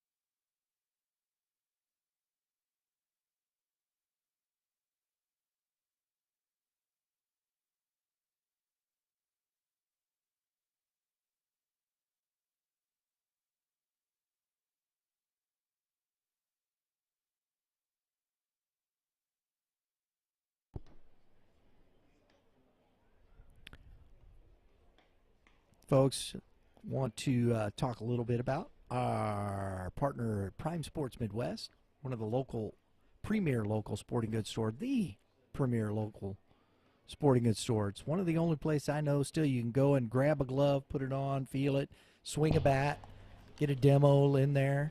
They got all the accessories, helmets, and not to mention they have uniforms, print shop. They do it all there locally. They do a great job. They did our shirts. They've done our hats. Our hats look really good. They did a great job. And we're giving away some hats today to our players of the game, our YBM hats, and so we're going to have a couple players of the game here. Who's early favorites for player of the game, Kevin? You know, Shipley on the mound for Howell would have to be in heavy consideration. Now, he's still working, obviously, so working our way through there. And then for Howell Central, I will take, as of this moment, maybe Ethan Callison. Yeah, that sounds good. I like that. So there you go. So make sure you check out Prime Sports Midwest, primesportsmw.com over in Champions Village in Fenton, Missouri. Ball 1. We got Quentin Klusner leading off. And as we've talked about, Klusner's been really good this year. He's hitting .408, a .551 slugging. He's hitting the ball hard. So this is the spot. Be interesting. Shipley looked like he was starting to run out of steam at the end of last inning there, but made some big pitches. Obviously got the big punch out to end the inning. I have a close eye on him here this inning. 2-0 to Klusner. We got White Miller on deck. So 4-2 ball game. And that ball's low. 3-0. Do you think we'll get the obligatory 3-0 strike call? If it's close, it seems like it's trending that direction. Yeah. That's right down Broadway right there, though. That's a strike. No count. Obligatory there at all. And a ground ball. Sissel comes up, backhands, makes a throw. Boy, that's a heck of a play. And not to mention the stretch. You get an extra 4 foot on the stretch. That's a big-time high school shortstop play right there. The ball slowly hit in the 6 hole. Sissel has to charge in, make a backhanded throw on the run, and then the stretch on the backside by Northfleet. So that's a big time. And good for Shipley from battling back on a 3-0 count to force a weak ground ball there to get the lead out. Ball 1. I like the fact of what we saw there with the just the accuracy of the throw coming off that foot and throwing back over your body, Kevin. It's a tough play.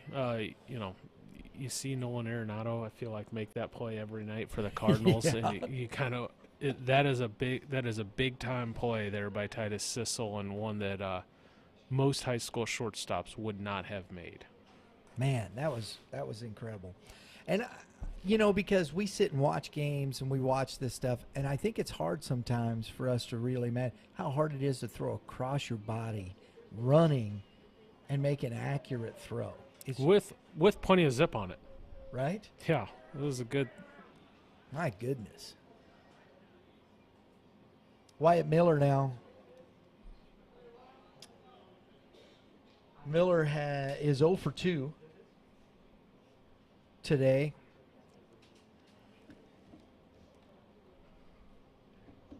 Trying to get something going, 1 out. Looks like we got everything squared away here. And he's got 1 ball on him. Woohoo! 2-0. So he's gotten behind with both hitters here, Kevin. That's a sign of tired, isn't it? It's not a good recipe. Typically it is, especially for a guy that we were talking about it early in the game, how he was in attack mode, coming right at you. Sometimes guys just don't have great command. We know Shipley's a strike thrower. He's struggling to get ahead here as he finds one. But to his credit, he has battled, and he got that big punch out the end last inning. He came back to come all the way back on the leadoff hitter this inning, and 3-1. now he's worked the count full to the 2-hole hitter here of this inning, and 3-2. And as you said, I think he's trying to get Coach P through this 5th inning. After that long weekend tournament. Absolutely, and that's definitely a huge Another part of ground being ball. a starting pitcher. Caleb Miller cuts it off. Oh, heck of a play. Nice grab there. You have a responsibility to eat up some innings, and that's his role. And you save your bullpen for, later in the game, and tomorrow it makes it tougher to score runs. There you go. Nice play by Caleb Miller at third base. So 2 soft ground balls, 2 outs. I really like what Shipley's doing here. He's battling hard. Yeah, he's in full compete mode right now. Pearson. And there's a good breaking ball, which is not rewarded. Ball 1. That was one of his better sliders of the day. Comes back with it. I like it. 1-1 on Pearson. Lucas Pearson hitting .390 on the season. 10 RBIs. Another curveball. Strike. Sometimes you have to wait for it. 1-2 the count.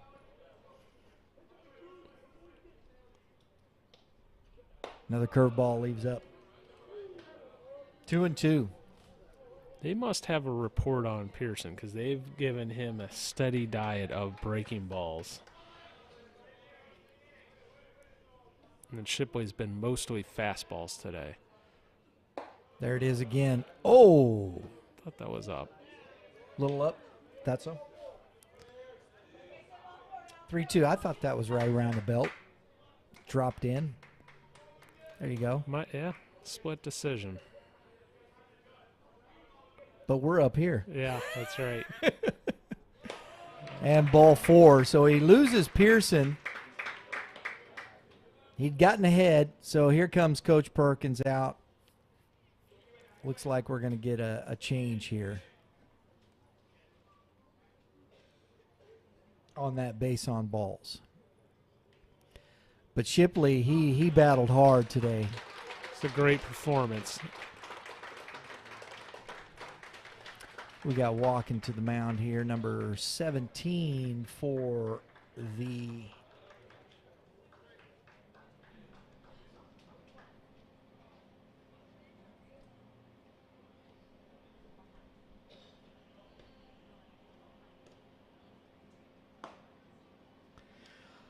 Okay, this is a young man that they've probably brought up here for today. It looks like because he is not, I don't see him on this roster here today.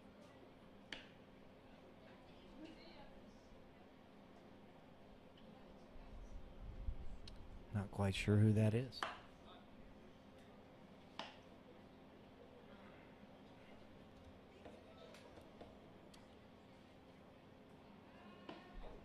Hey, Lauren, did you get Coach B's deal? Is there, who's he got on his?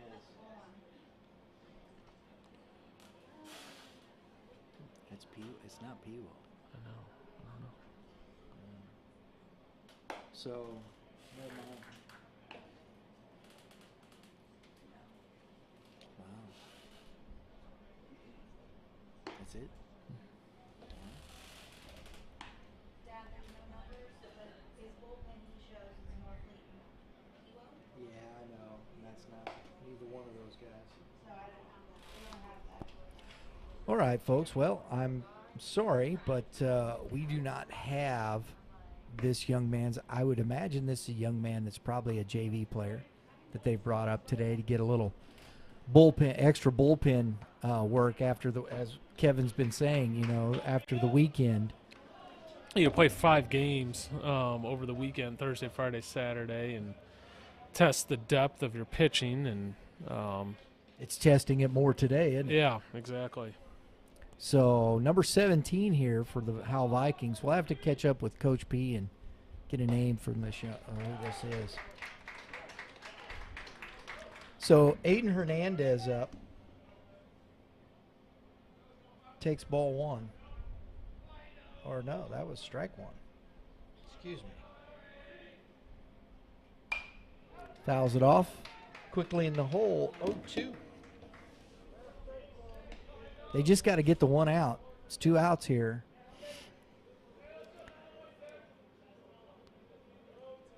And this young man may be bridging between, Norfleet or Peewo, right? Absolutely. With Norfleet over there at first base, it can kind of makes him a tough candidate to bring in between or during the inning. We'll give him a chance to warm up in between innings around his at bat, obviously. So trying to bridge the gap here. Misses outside. It's 2-2. I believe it's Piwowarski. Piwowarski is how you pronounce it when we're talking about. All I've ever heard him call him is Piwo, right? I like that. Ball back up the middle. Sissel sits on that. That's a nice play by the shortstop. He has made play after play after play today. That's understanding timing there. He could, a lesser experienced shortstop might have tried to come play through that ball on that one. He waited back just a bit and got a nice hop that was about waist high, and then just simply stepped on his on the second base on the way to make the play. So that was a high level play there by Sissel. There you go. So we're going to the top of the 6th inning, folks, with the score now 4-2 Vikings.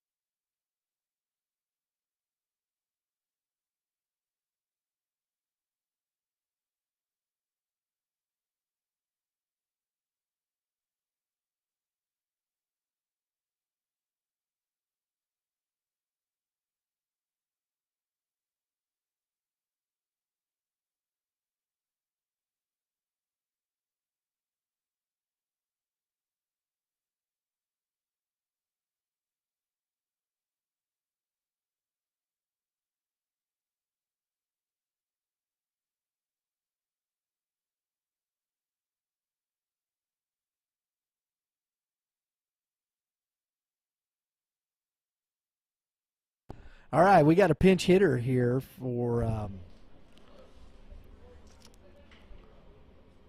Carter Allen in Aiden Rogers. Aiden Rogers, senior catcher, signed with Jeffco. He's handled bat very well this spring. 1-1 now after he looks at strike one. Henthrow's thrown pretty well since coming in. Yeah, he's got a feel for things. Fastball runs away, gets off the end of the bat. Nice play by Ortnow over there for the first out of the inning. See, I think that's what's tough. You know, there's that fastball. It started running late away from Rogers Yep. and he couldn't do nothing with it. That's what he's trying to do, and just get him to pull off just a little bit and induce that pop-up. Back to the top of the lineup here with Titus Sissel, who has singled twice. Takes strike one. It's 1-1. He's 2 for 3 today. Scored once.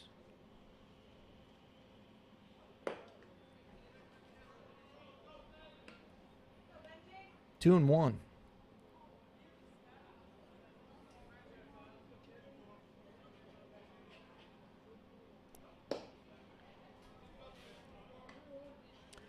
Three and one.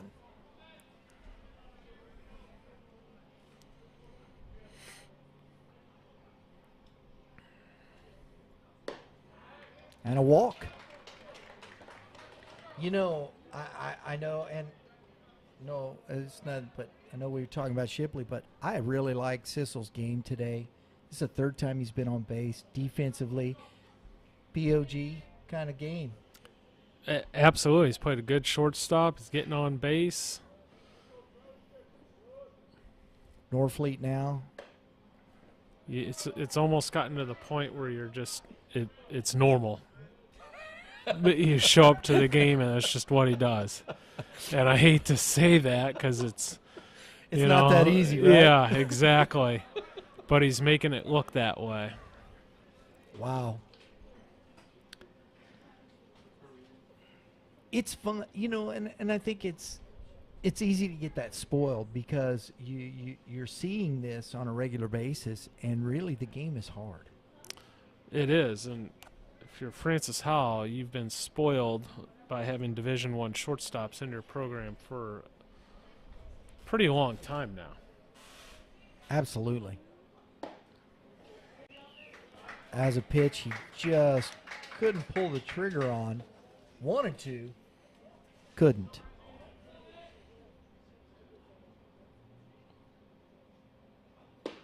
Swing and a miss. Challenging with that fastball's running away from the right hander. That's a good pitch. Got some late life to it. It's a healthy cut by Norfleet, but Henthorn's ball just kind of tails off there at the end. Sissel's running, and a little nubber off the end of the bat. Henthrow steps, throws. Hey, that's a nice play by the pitcher. Good job of getting off the mound there. Get Norfleet at first base. So 1-3 on the putout.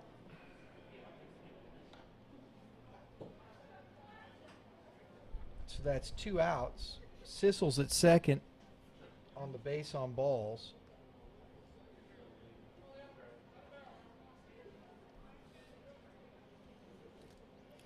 So we're 2 outs.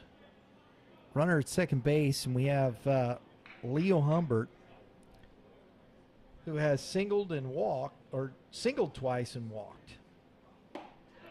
Takes a big cut. That was a healthy chop.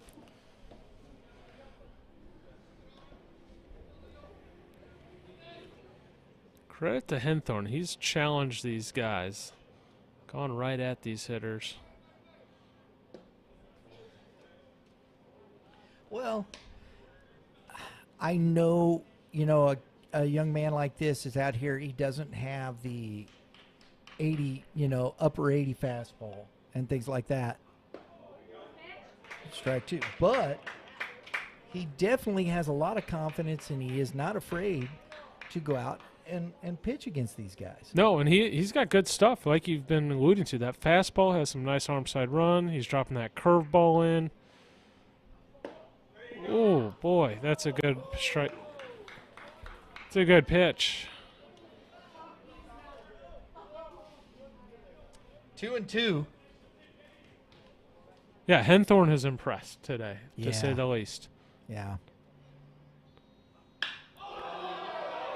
And that's a ball that's going to get to the fence, and one hops it and into the bleachers. It's going to score Sissel.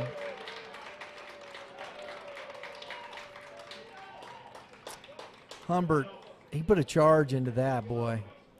He's a strong hitter.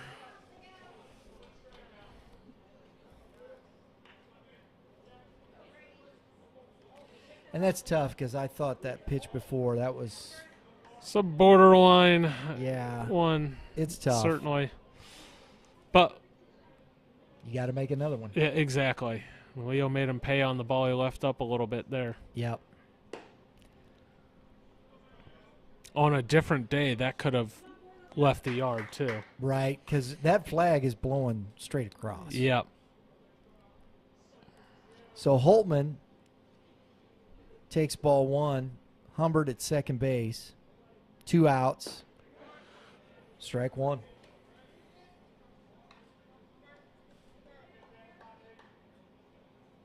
I mean, there you go. Offensively, Humbert, he is 3 for 3.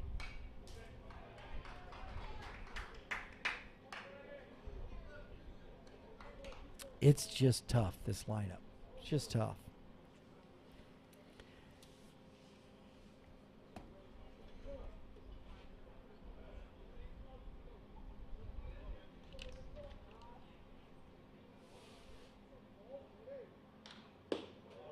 Misses in. 2-2.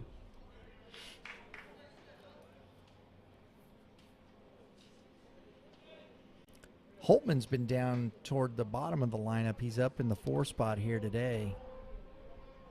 They It's interesting. slid Norfleet and Humbert up a spot. They've traditionally been 3-4, and they moved him up. Yeah. Both those guys up to 2-3, and kind of everyone else slid with them. Get a few more at bats. Yep.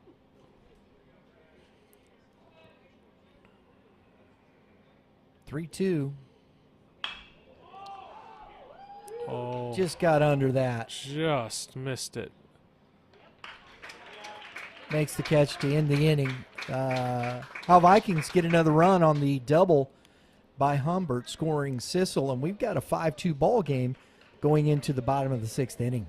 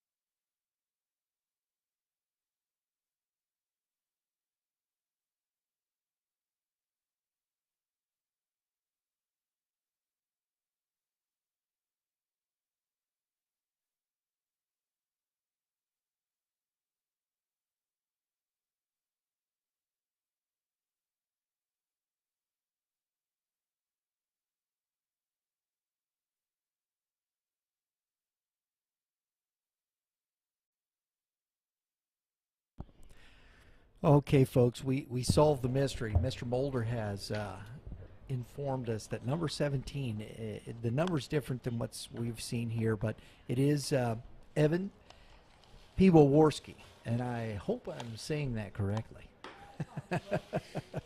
because that's the other part of that. So he's on again for his second inning of relief. And he's going to be facing Brian Forbes, Braden Rubel, and Caleb Cheatham here in the bottom half of the 6th inning.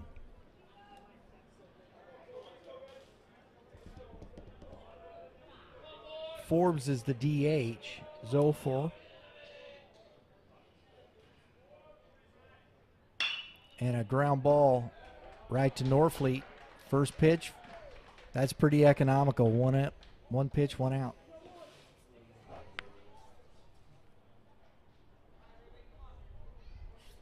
If you're Francis Howell, this is true at any point in the game, but especially this time of game. You want to make them earn everything. You're attacking the strike zone, making them beat you with hits. You're not looking to – no freebies. Another ground ball is coming hard. Nice. Oh, and the second baseman throws it in the dugout. He's going to get second base.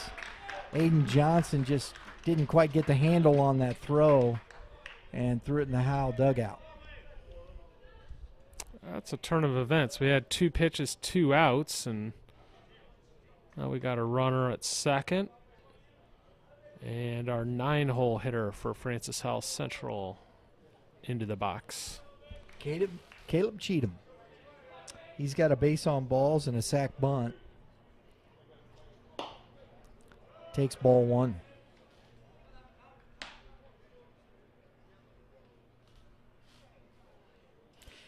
And again, right there kind of goes to show you that's a tough play on the second base, coming hard and thrown across your body. Yeah, and that is a tough play for the second baseman because you're really throwing across your body as a obviously a right-handed thrower, making the throw there to first base, and obviously got him right there as it sailed into the dugout.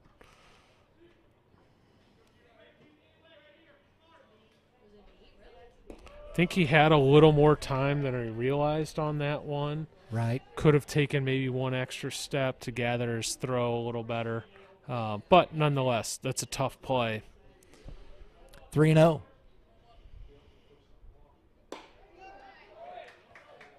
Strike 1, 3-1. Tough play, but I'm sure Johnson would tell you that he would make that play if he had another chance. And that's what you want, just accountability as a player, as a coach, right? Strike 2. And I think that's, when we're talking up here, I just like to point out when people are playing, those are tough plays. They're really tough plays. Yes. And a pop shallow coming on as Naputi, and he makes the catch.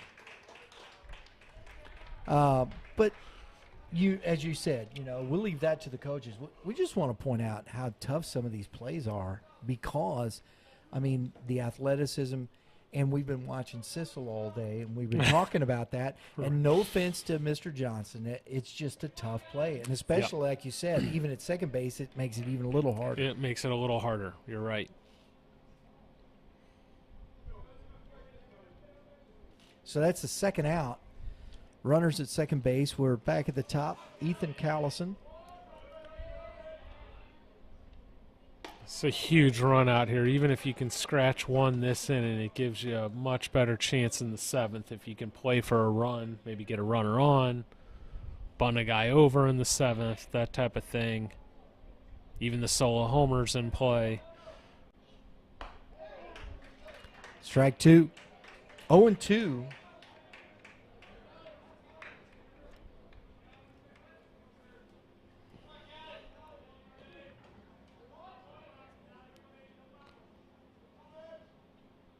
Curveball. It's a big time.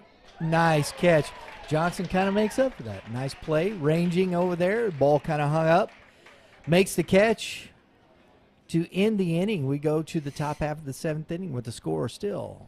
Francis Howell Vikings 5. Francis Howell Central Spartans 2.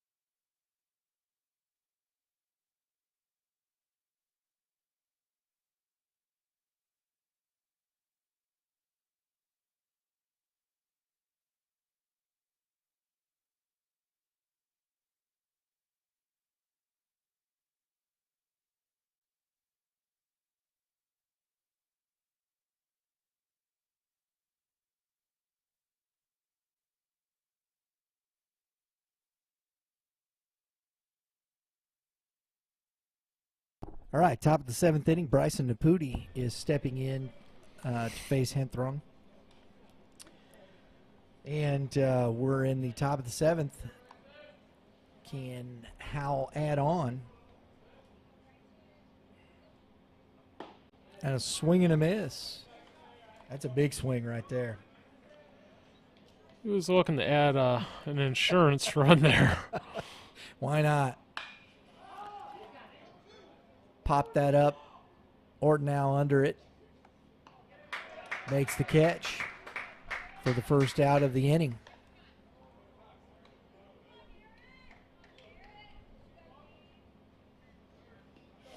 Number 15 now is pitch hitting. Garrett Puckett hitting .235 on the season. Coach getting some at-bats here for some guys. Yeah, and Jackson Vaughn's had the tough assignment today, the sophomore, getting the lefty-lefty matchup, so he's going to make a move here and get another sophomore, Garrett Puckett, an at-bat here, who's been a part-time starter for Howell this year, so playing the matchups, I think, here more than anything else.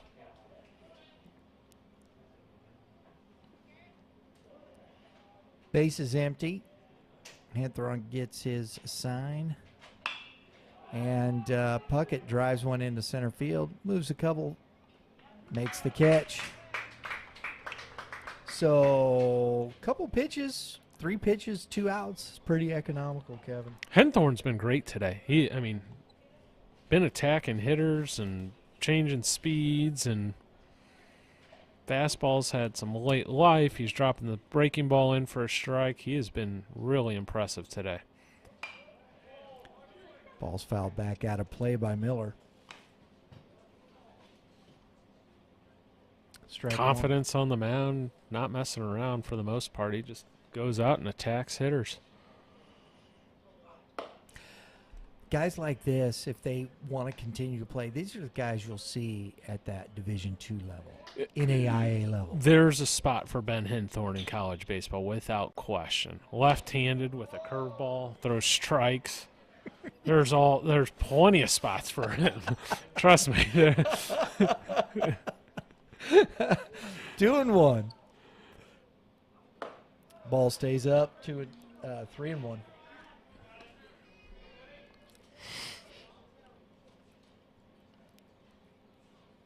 It's tough to find left-handed pitchers. Yes, especially one that can throw strikes and flip a breaking ball in there.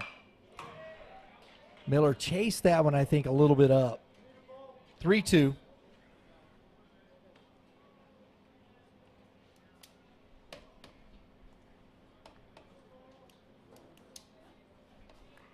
That's some tough stuff for Howell Central too. They've played in some close ball games.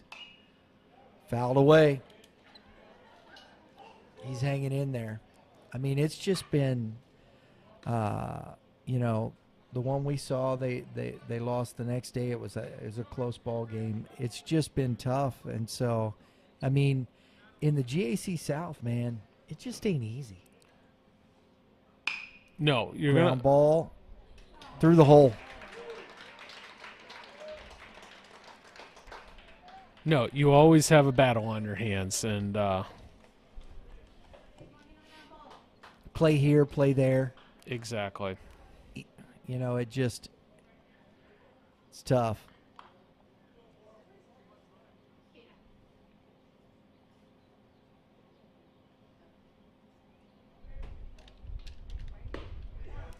Good pitch. That being said, I've been impressed with both arms today. Lane Harris threw the ball extremely well. Henthorne, we've obviously talked about, and this is, if this isn't the best lineup in the state, it's one of the top 2 or 3, and you can make a strong argument that it's the top. So, credit to the Howell Central pitchers and their defense for doing a great job. Runners going, and the bunt is down. Got to let it go. Just let that go foul. Now, the only thing I don't like about that is catcher batted it away. Yeah. If he would have called that fair, runners could have kept going. Yeah, just let it be. And that was a 2-strike bunt. So I know, right? that goes down in the books as a strikeout. Aiden Johnson. It's a shot, right? They had the running coach. It's Coach Perkins. Yeah, You know, I'd and I like don't to know get if he- Coach. I don't know if Coach Perkins gave him that, so I'd like to get his take on that. I'm not so certain that he didn't do gave him that, that he did that on his own. But you don't know. I don't know. Yeah. He had a word with him there, not a stern word, but just he said something to him as he was getting his stuff, and Yeah, it's a shot, you know. it was almost perfect. But it Yeah. was with 2 strikes, you can't be that fine. We've had a good day, Kevin. Today we started off with Fort Zumwalt North. Now, Zumwalt North, they've got some struggles. They have some kids there, but just don't seem to be able to put it together. And I'll tell you, Fort Zumwalt South, the way Coach Friedel, you watch him, it's a lot like what we've seen here. They scratch and fight. He even said that before we talked to him that, you know, we don't have a lot of guys just putting up big numbers, but everybody's contributing. They scored 11 runs. And you give Carter Cox 11 runs. You're going to win most ball games. Right. Exactly. I mean, and he came up here. We had him as player of the game along with his counterpart there, Mr. Tankersley. And, you know, he was disappointed that he'd walked that many guys, which I understand that. You know, you have 10 Ks, but he goes, I can't walk that many guys. Good for him. Right? Good for him for realizing it. That's what a kid that's looking to get better, that's how you should think. His fastball is really electric. It's got great life, and that curveball is just hard to hit. Yeah, that's a plus breaking ball. He's got good stuff, and that's not a comfortable at bat. No. So, last chance for Howell Central. We've got Nick Orton now taking ball 1.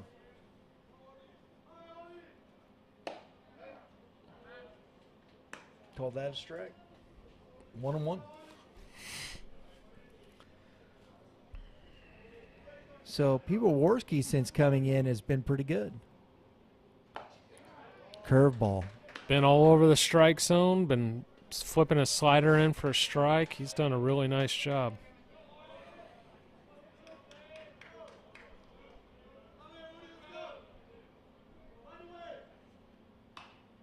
Good spoil. Ooh. Oh, that got through, boy. Just wow, that was a screamer. That was a great job of fouling that pitch off. That was a borderline pitch. Could have gone either way, but with 2 strikes here in the bottom of the 7th, you can't let that go. Good battle there.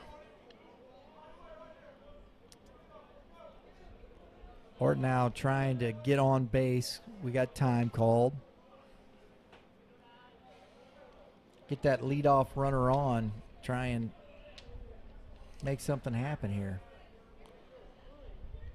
Stay alert for foul balls. Exactly. Oh, a swing and a miss. That looked like a changeup that just dropped off the table. Great pitch. Changeup, and that's exactly what it was. It was changeup, and he swung over the top of it. Outstanding pitch by Piwowarski. Now Wyatt Miller. So, ground ball to the third base. Don't throw. That's all right. Infield base hit. Miller tried. Miller did a good job knocking that ball down, and I think I said it out loud. Don't throw it. There was no realistic chance he was going to throw him out. He went ahead and threw it across. Why I said don't throw it is the last thing you want is to Add to it. Yeah, throw that ball down the right field line. And now, theoretically, that's a meaningless base runner. Other than it now brings the tying run to the plate. Actually, not yet. We're down 3. Down 3. Okay. So, and pardon me, folks, that was Quentin Klusner. Wyatt Miller is now at the plate.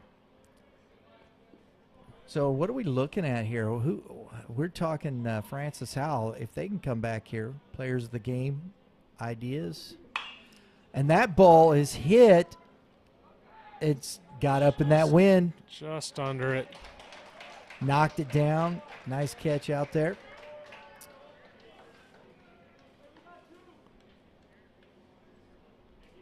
So that's the second out.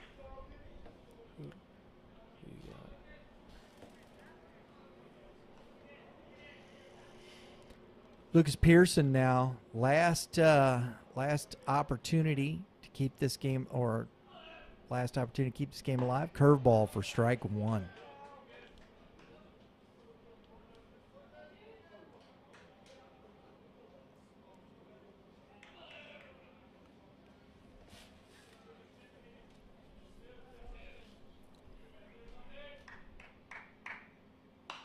Yeah, Fouled off. For Francis Howell, you got Sissel, who's played great defense, has been on base 4 times with 2 hits. You got Leo Humbert with a 3-hit game, including that round rule double. And then you got Adam Shipley, who's threw the ball great as starting pitcher. So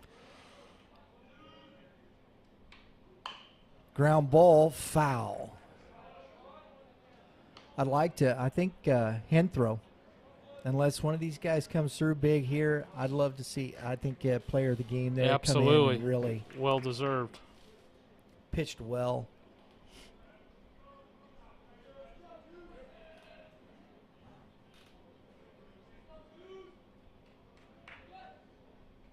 A swing and a miss to end the game as Pearson goes down swinging for the final out of the ball game.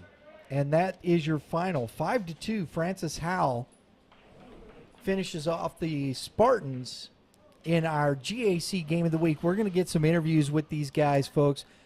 I like Titus Sissel over here. I think we're going to, as the player of the game, and Ben Henthrow from the Francis Howell Central Spartans. So we're going to get those guys up here. You guys want to go track down Mr. Titus Sissel over on the Viking side, and I'm going to go track down Mr. Henthrow on that side. And we'll be right back, folks. Don't go away. We've got some interviews.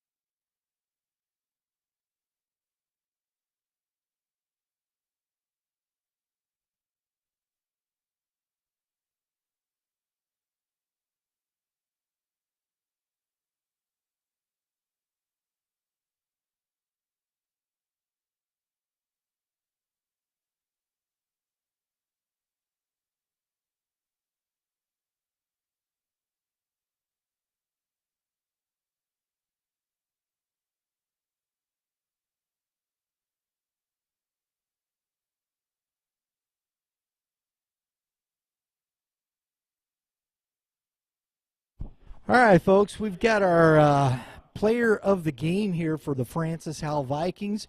You want to go ahead and throw those on? Make sure you step up to the microphone. Don't be afraid of it.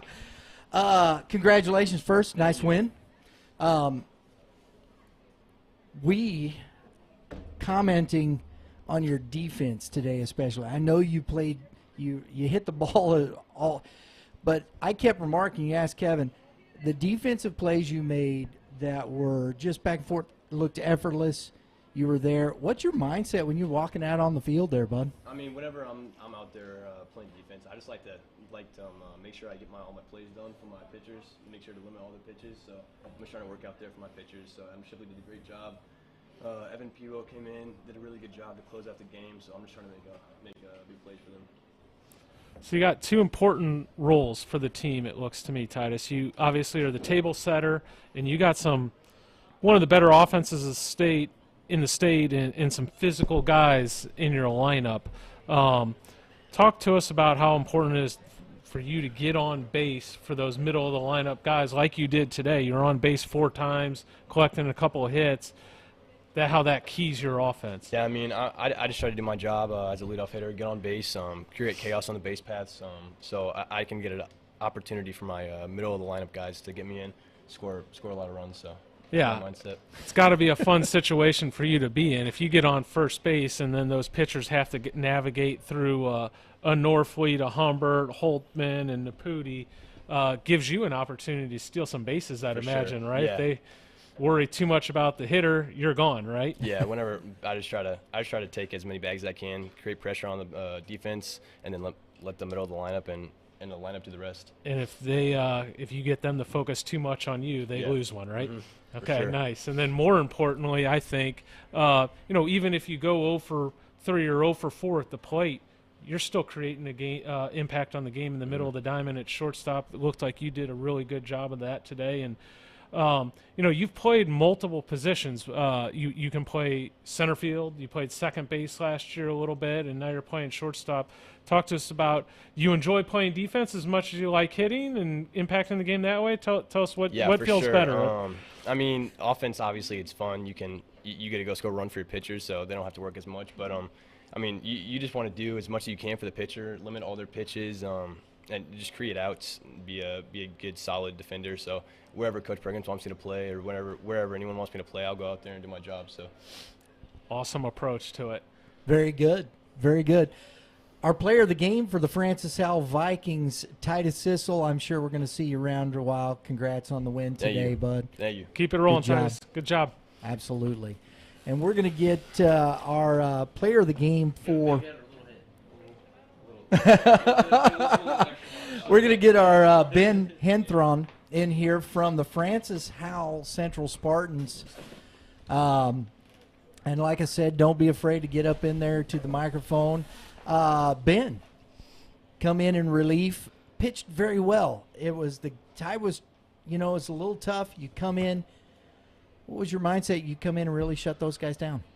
My mindset's always just get ahead in the count and mix up timing, where I'm throwing the ball, because I'm not a guy that's gonna blow it by anybody. So I just have to work on missing barrels and not falling behind.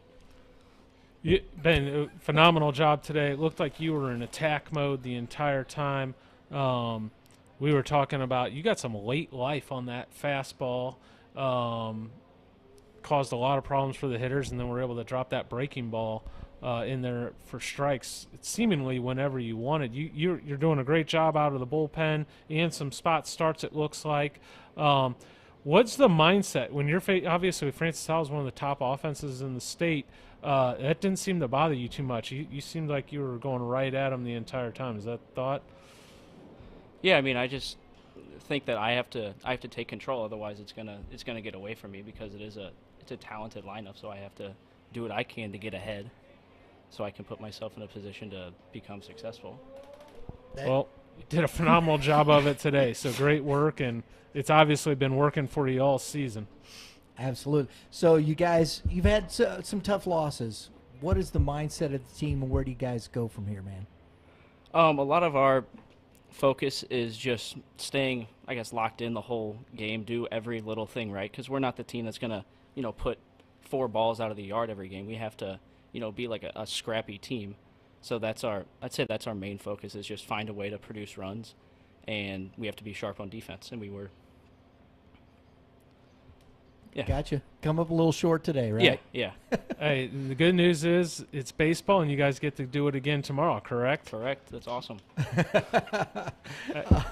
Well, good luck. I know you guys you've hit a little rough spot here, but you guys are having a good overall season. You guys jumped out to a great start, so I know you guys will get it back together in time for district play. So you guys got more than enough pitching to make a go at this thing. So good luck the rest of the season. Thank you. Our Francis Howell Central Spartans player of the game, Ben Henthron. Thanks, Ben. Appreciate your time. Thank you. All right, folks, that's going to call it a day for us out here at Carshield Field. We will be back tomorrow. We got 3 more games. Make sure, check us out. We appreciate you tuning in. And from all of the crew, Kevin Moulder, Mitch Thomas, Matt Shadow, we thank you for tuning in. Everybody have a great day in the Lord. We'll see you tomorrow.